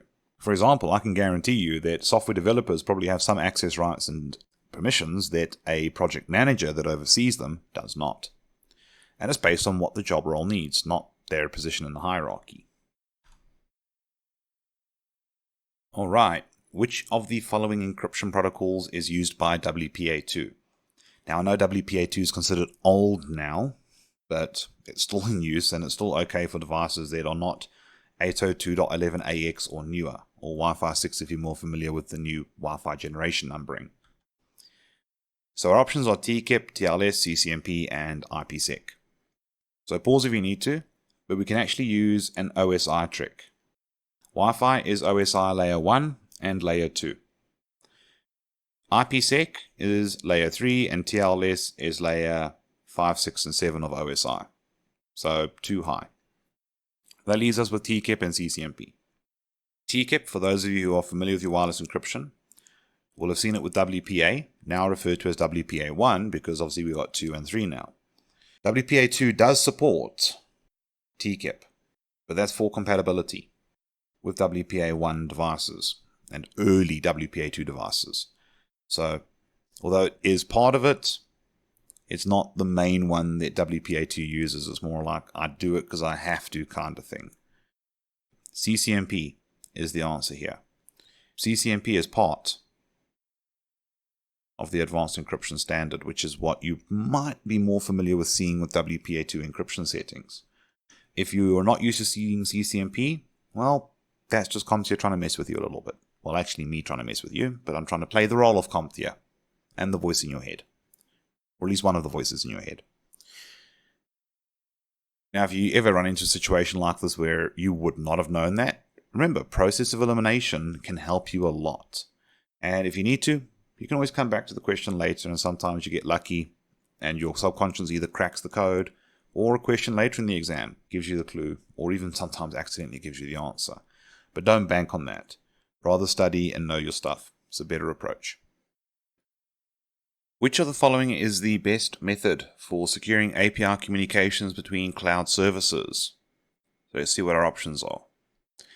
Using a shared username and password, implementing an API key with a static token, encrypting traffic with TLS and using OAuth tokens, or allowing unrestricted API access from trusted IP addresses.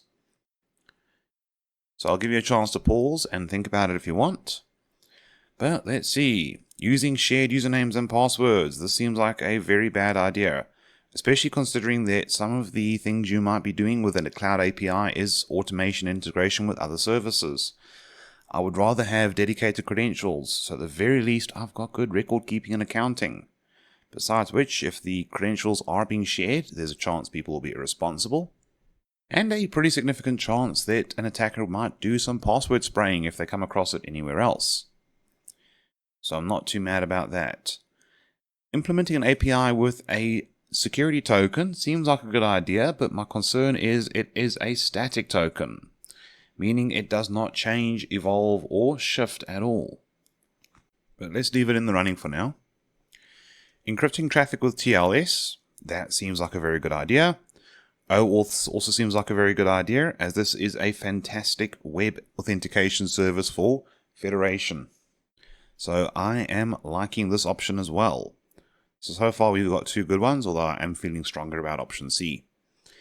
And allowing unrestricted API access from a trusted IP address. That could work, but just because the IP address is trusted doesn't mean it should be unrestricted. Plus, remember, spoofing is a thing. So you can't really trust the IP address completely.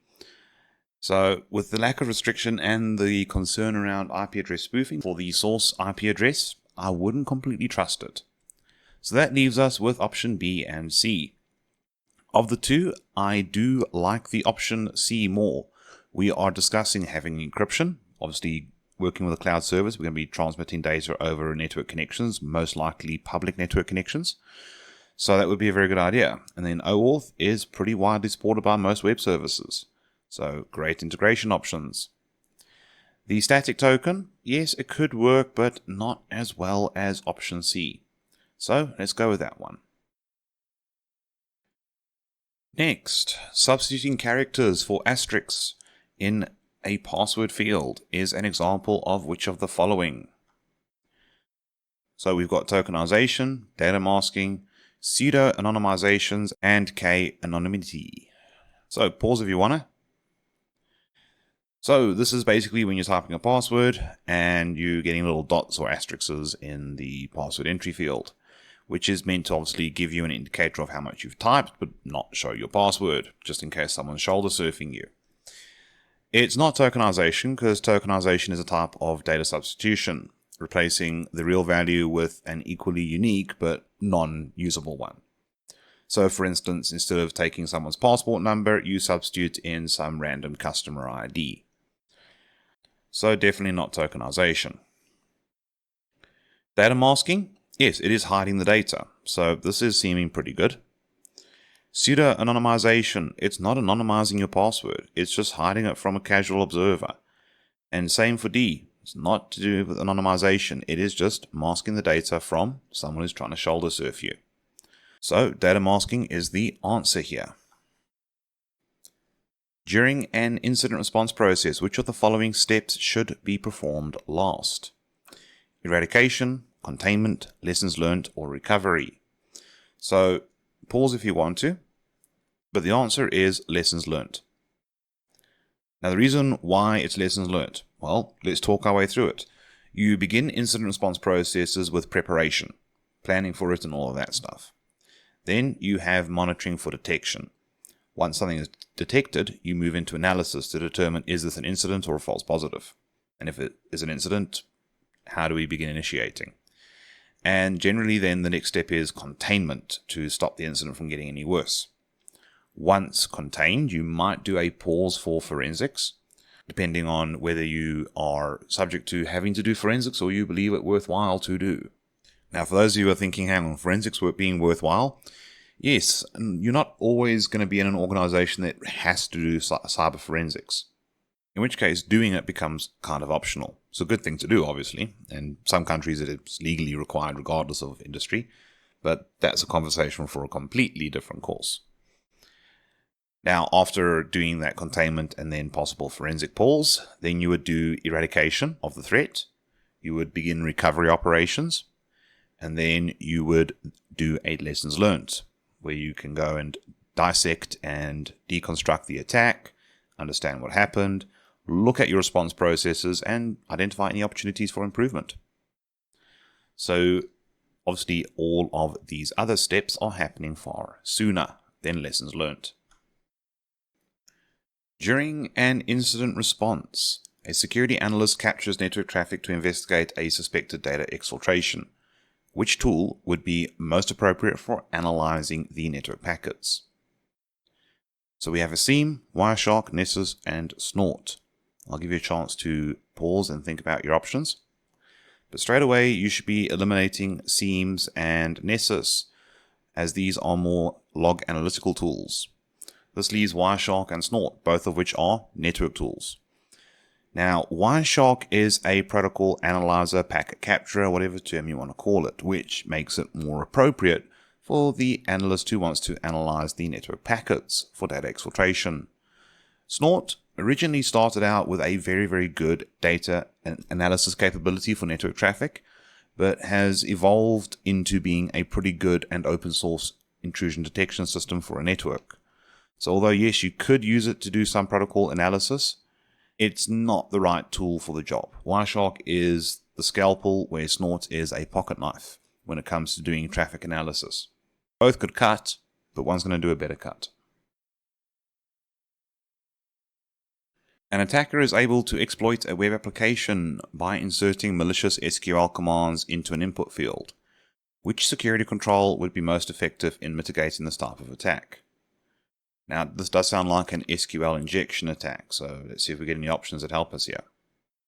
So we have implementing network segmentation, using a web application firewall or WAF and input validation, replacing SQL databases with no SQL solutions, or encrypting the database to prevent unauthorized access. So pause if you want to. But I don't see how network segmentation would prevent an SQL injection from working, because the web server that the attacker is probably injecting through is probably going to be on a different network to the database server. So further network segmentation wouldn't do much good if it hasn't done so already. A web application firewall and input validation, that could work. The input validation has me. If the answer was just use a web application firewall, I'd have been a little bit but I'm feeling very good about this because of the validation option, because that can go and look for and prevent SQL injections from coming in by just trying to filter out SQL characters and parameters. As I highly doubt that anybody has the name select or asterisk. So, replacing SQL databases with no SQL solutions, that would definitely eliminate SQL injection attacks, but it would require a significant migration to a potentially inferior database solution. Now, I don't mean to say that NoSQL solutions are inferior, but the organization has built their operations around an SQL database, and to move away from that technology just for the sake of security might come at the detriment of usability, support, integration, and so forth. So I'm seeing too many drawbacks and complexities for one security improvement. Although I am a big supporter of NoSQL, I would encourage looking at a NoSQL database if you're going to be building a new database solution right now. Migrate an existing one, rather secure what you've got. And then encrypting the database to prevent unauthorized access. This should be done, but it's not going to have any effect on SQL injection. So although it's good for security, it's no help for SQL injection. This means B is pretty much our best answer here. Which of the following technologies provides the strongest authentication mechanism for securing remote access to corporate systems? So we have usernames and passwords, SMS-based two-factor authentication, biometric authentication combined with a hardware security token, and finally, knowledge-based authentication. So let's just review this because it sounds to me like they're just using more complicated wording to say, how can we best authenticate a remote user? Whether they're coming through a VPN or something like that. Now, username and password, yes, you could do that, but it's pretty basic nowadays. So I'm not overly thrilled with it. SMS-based two-factor authentication. Well, SMSs do help because you have to have your phone, but the fact that an SMS is a problem. SIM cards can be cloned. You've got SIM swap attacks and all of that stuff. And SMSs, they're not encrypted communications, so the data is clear text. So I'm not too thrilled about that. Biometric authentication with a hardware security token, that could work. A fingerprint and then having to have maybe an access card or a RAS token that gives you a one-time PIN. That seems pretty good. I'm liking the look of C. And then knowledge-based authentication. This is the whole passwords, answers to security questions, stuff like that. D's no better than answer A. So if I'm not taking A, I'm not taking D. Which means that C would be the best. And recapping why, well, your fingerprint's your fingerprint, your facial recognition is your facial recognition. It's very, very difficult to fake that. It's not impossible, but it's difficult. And then combine that with having to have something like a hardware security token, it would be very difficult for a remote attacker to successfully pull that off and authenticate as you. Obviously, this is me also assuming that the exchange of the biometric signature data is being done in a secure way. But considering we've got that as a candidate, I'm pretty sure it would be. So option C seems to be the best answer here. Next up, a company is preparing for an external compliance audit and wants to ensure that its security controls align with NIST 853. What type of framework is this? So the options are a risk management framework for federal information systems, a regulation governing healthcare and data protection, a compliance standard for financial institutions, or a guideline for software development lifecycle security. So pause if you want to think about this. But here's the cool thing. If you are based in the USA, you're going to have a pretty easy time looking at this because you're probably going to be much more familiar with NIST standards than people outside of the US. Now, for my viewers who are outside of the US, don't stress about this either. We can do this. So NIST, or the National Institute of Standards and Technologies, is the USA's standards body, and they define a whole bunch of things. In terms of a special publication, 800-53, implement system security. Now, in terms of healthcare information, no, that's not what NIST does. You've got HIPAA for that. A compliance standard for financial institutions, usually that is done by a different entity. In America, that would probably be the Federal Trade Commission. A guideline for software development? Nah. Software development and security guidelines are usually optional frameworks that you follow, but not a standards body. Risk management framework for federal information systems, that does sound like something NIST would work on. Risk management, federal information systems, American standard, Seems to align. So that's what we go with. Now, obviously, if you did memorize that SP 800-53 is literally risk management for federal information systems and related organizations, you would remember that. So let's move along. A company wants to minimize the impact of a ransomware attack on its critical data. Which of the following strategies would be the most effective? Using an intrusion prevention system, encrypting all stored files with AES 256, implementing offline and immutable backups, and using multi-factor authentication for file access. So pause if you want to think about it, because some of these are pretty good options. Now, I'm not going to say an intrusion prevention system wouldn't help us, but an IPS is meant to try and help us with all kinds of threats coming in through our network and prevent it. We want something that's going to focus specifically on minimizing the impact of ransomware. Now, yes, this could help us prevent it, so let's just sort of keep A in the conversation. Encrypting stored data, tempting, but that's also what ransomware does. Ransomware encrypts data. What I need to do is stop the ransomware getting in, encrypting the data, and depriving me of the ability to decrypt my own data. So it's not encryption I'm up to here. Implementing offline backups would be very useful, as when ransomware gets onto the system, the production system, which is online, hopefully the backups are not online. So that lessens its possibility of attack. So that lessens its effectiveness in an attack. Now, not only are we making the backup offline, we're making it an immutable backup, which means we cannot edit it, rewrite it, etc. after it's created. Essentially, it's a write once backup, meaning that it's very difficult for ransomware to make a change to the data. So even if the ransomware does manage to become part of the backup, the ransomware itself can't encrypt the backup. So that's also looking pretty good too.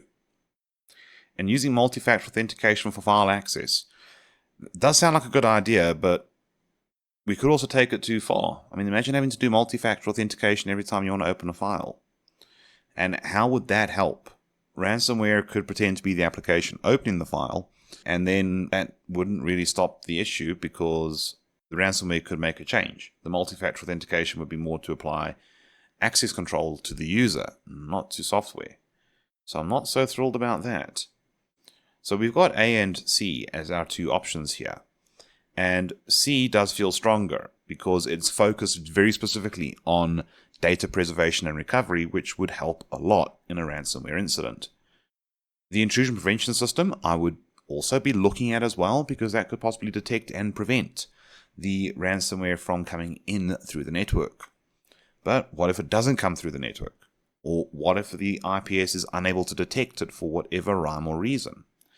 The offline backup with immutable characteristics would be a much stronger option. And just as a reminder, you're going to sometimes have to make these kinds of choices and decisions with the Security Plus questions in the exam.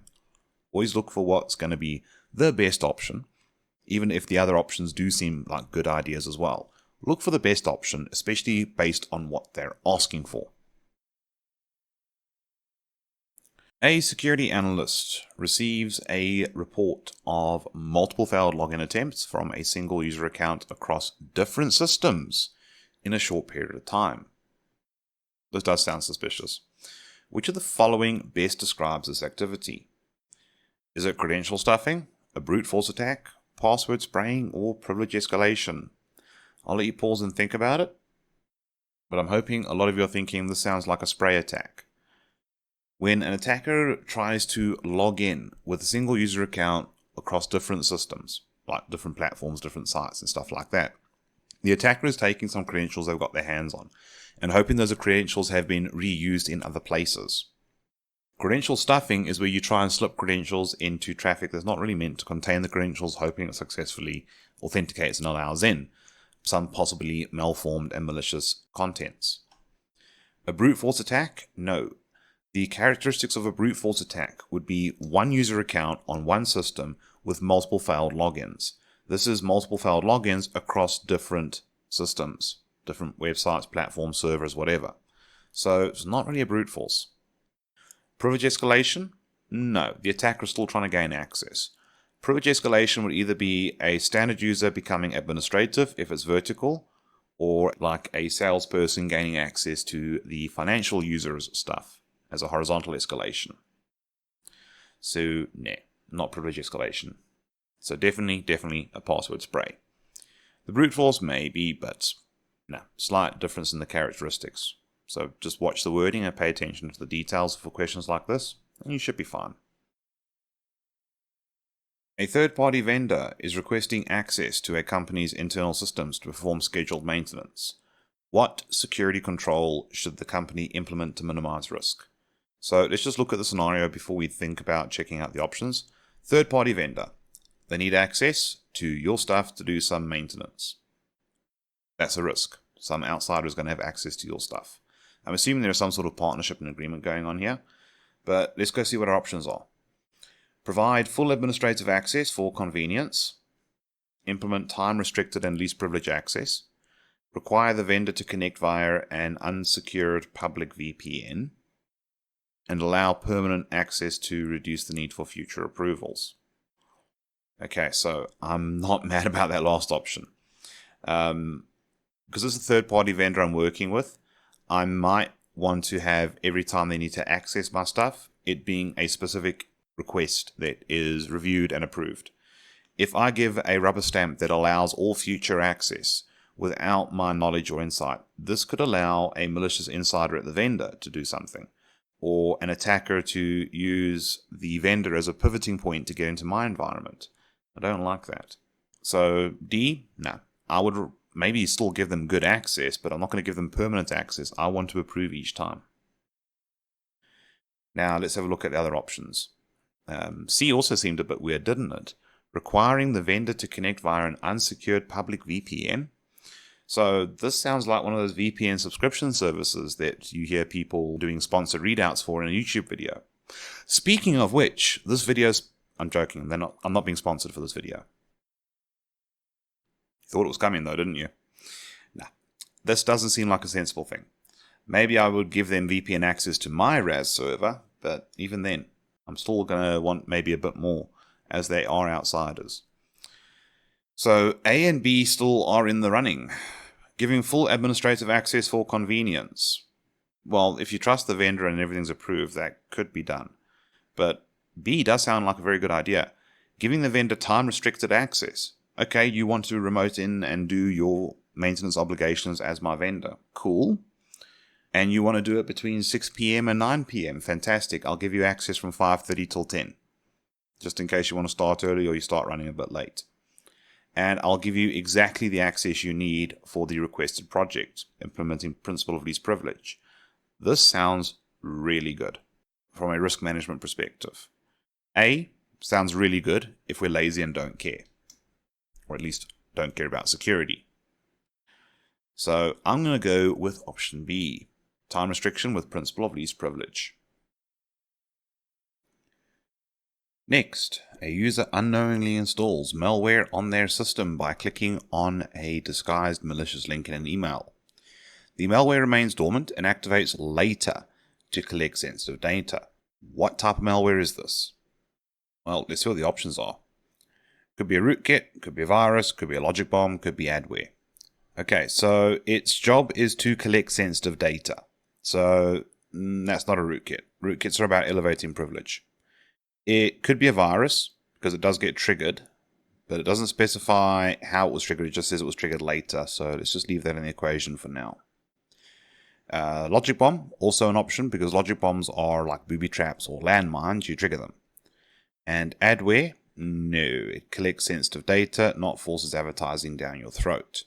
This leaves us with a virus or a logic bomb as two very good options. Now, the reason why I don't think it's a virus is it's going into the system via the user clicking a link. Viruses usually are able to self-propagate to an extent once they're activated, whereas a logic bomb normally needs to be placed there or brought in by the user. And it triggers after some time, not a user-driven action, which is usually one of the key things that makes a virus a virus. So the answer here is a logic bomb. A company is implementing TLS 1.3 for securing web traffic, Which of the following improvements does TLS 1.3 provide over TLS 1.2?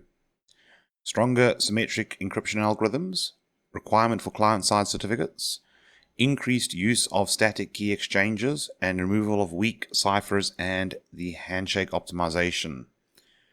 So, give you a chance to pause and think about it. But we've got some very easy to eliminate options. TLS is asymmetric encryption, so straight away, A is out of the equation. Client-side certificate requirements, that's always been a thing since SSL, never mind TLS. So I'm not suspecting that. Increased use of static keys, no. Modern asymmetric and even symmetric algorithms like to use shifting keys at the very least, if not ephemeral. So that leaves us with the possibility of client-side certificates being required, or the removal of weak ciphers and the handshake optimization. That sounds like a very strong contender, and it is. TLS prevents the use of weaker ciphers when it's running in version 1.3. A cybersecurity analyst needs to analyze log data for signs of malicious activity. Which tool would be the best for aggregating and correlating log events from multiple sources? So we have Wireshark, SIEM, DLP, and Netcat. I am hoping that with the last sentence, the aggregation and correlation, that made you think about the SIEM straight away. But let's just look at the other options and understand why it's not them. So with Wireshark, that is a protocol analyzer. It doesn't deal with the logs. DLPs are watching data files, but they're not touching logs. In fact, they actually generate logs. And Netcat, similar to Wireshark, it's more network-oriented than log-oriented. So SIEMs are the log-oriented option and does the aggregation and correlation for us as well. Which of the following best describes a business impact analysis? These might be some long options, and they are. So option A process that identifies risks associated with third-party vendors. An evaluation of potential financial and operational consequences of disruptions for option B. For option C, a checklist of security controls required by industry regulations. And finally, option D is a set of network policies for preventing insider threats. I'll give you a chance to pause this if you want to look at it more closely, but let's have a look. Business impact analysis is looking at how an incident of any kind can affect and disrupt an organization's operations, which is sounding like option B. Option A looks at risks and third-party vendors, not specifically third-party vendors. Also, risks, that's something we do in risk management. Business impact analysis, we're looking more at what kind of operational impacts would certain systems and services have on us if they're no longer available. A checklist of security controls required by industry regulations. That sounds like a regulatory framework or a legal framework. And D, a set of network policies for preventing insider threats. No. Business impact analysis is understanding how an event of any kind that negatively affects your security can essentially disrupt and have terrible impact and consequences for an organization. Next up. Which step in the incident response lifecycle involves returning affected systems to normal operations while ensuring the attack has been eradicated? So our options are containment, eradication, recovery, and lessons learnt. So it's not containment, because containment is all about stopping this attack or incident from getting worse and spreading.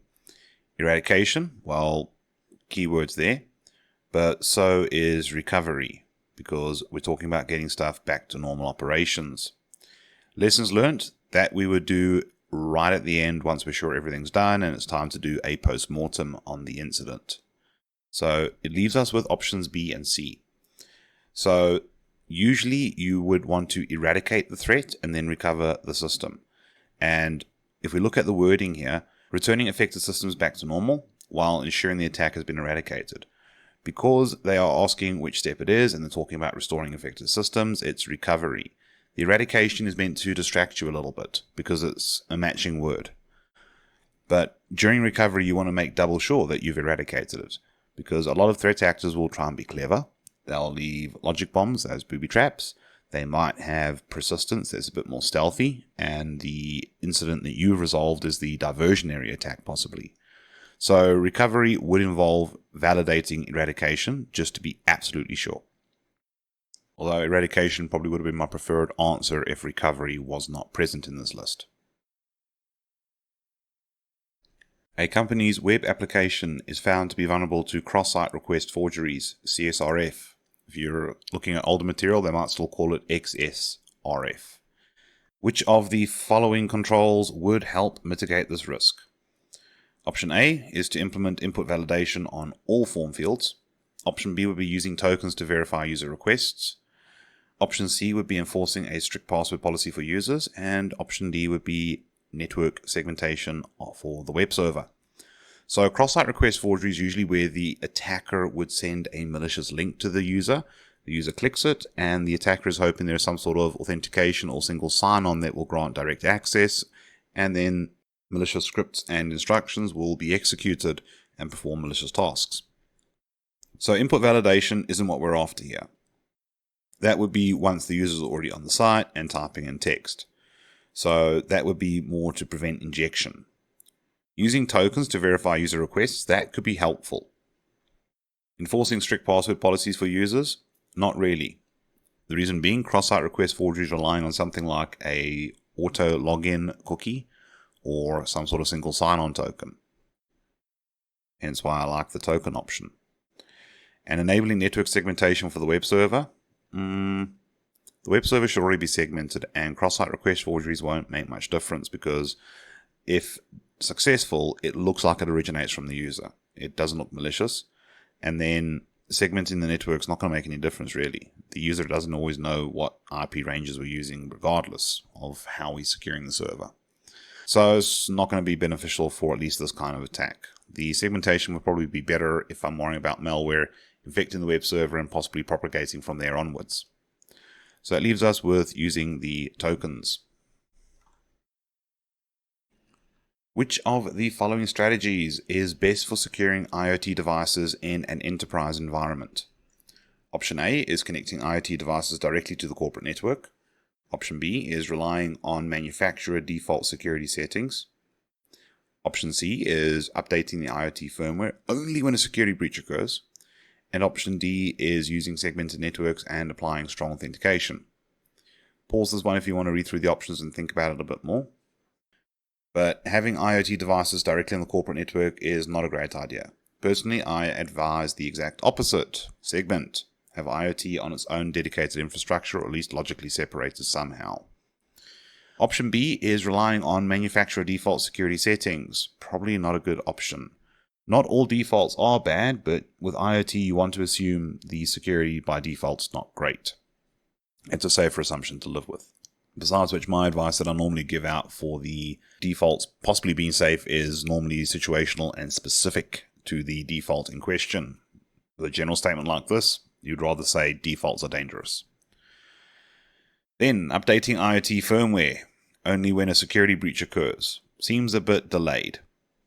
But I could see the logic in that you want stability and predictability in the IoT infrastructure. But using segmented networks, literally what I advised in A, and applying strong authentication, also a good idea. So D seems a pretty solid choice here. A security administrator is configuring a SIEM, Security Information Event Management system. Which of the following features is most beneficial for detecting potential insider threats?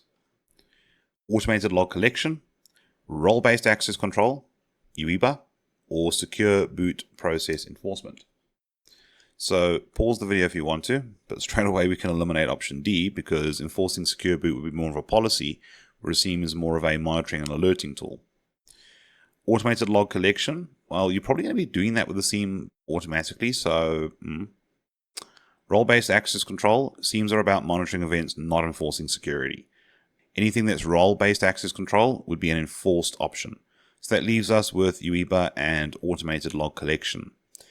Now, this could be kind of tricky because the option that's actually correct is UEBA, but it's an acronym. User and Entity Behavior Analytics is what it's short for. And if we look at the question, which of the following features is most beneficial in protecting potential malicious insiders? Now, if we're looking for malicious insiders or insider threats, whichever term you prefer, you're looking for a user who's doing something malicious, which is probably abnormal behavior. And with UEBA, you've got baseline comparison points being made with adjustments made for changes in behavior, obviously. Automated log collection, yes, that would help, but something that's a bit more focused to detecting this specific thing they're looking for would be UEBA. So try and always favor the options that are more specific to whatever it is they're discussing in the question. Next, a company that handles customer financial data needs to comply with which of the following regulations? HIPAA, PCI DSS, GDPR, or NIST? HIPAA is healthcare data. PCI DSS, that's for the payment card industry, that's money, so that's in the running. GDPR is all about privacy, not money. And NIST, there might be some financial frameworks, but in general, they are security best practices, enterprise risk management, stuff like that.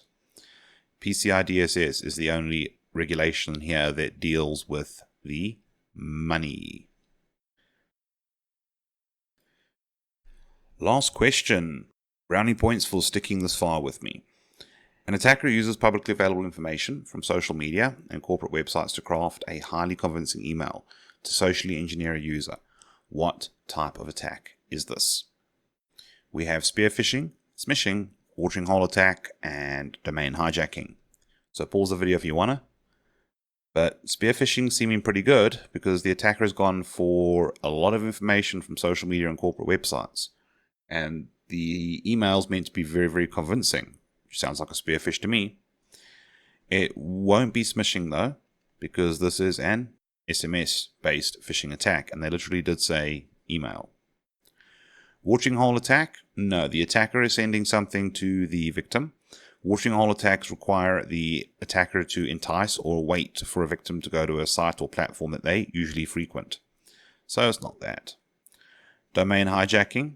I didn't see anything mentioning a typo squat or somebody buying a domain out from under the organization, so it's definitely not a domain hijack. It's more than likely a spearfish operation being done. Well, that was 100 questions for preparing you for the Security Plus exam. Hopefully that helped you feel more confident and also get you into the correct mindset for dealing with the questions that could be coming your way in this exam. I would like to say good luck. Hope you do well. Let me know how you do in the comments below.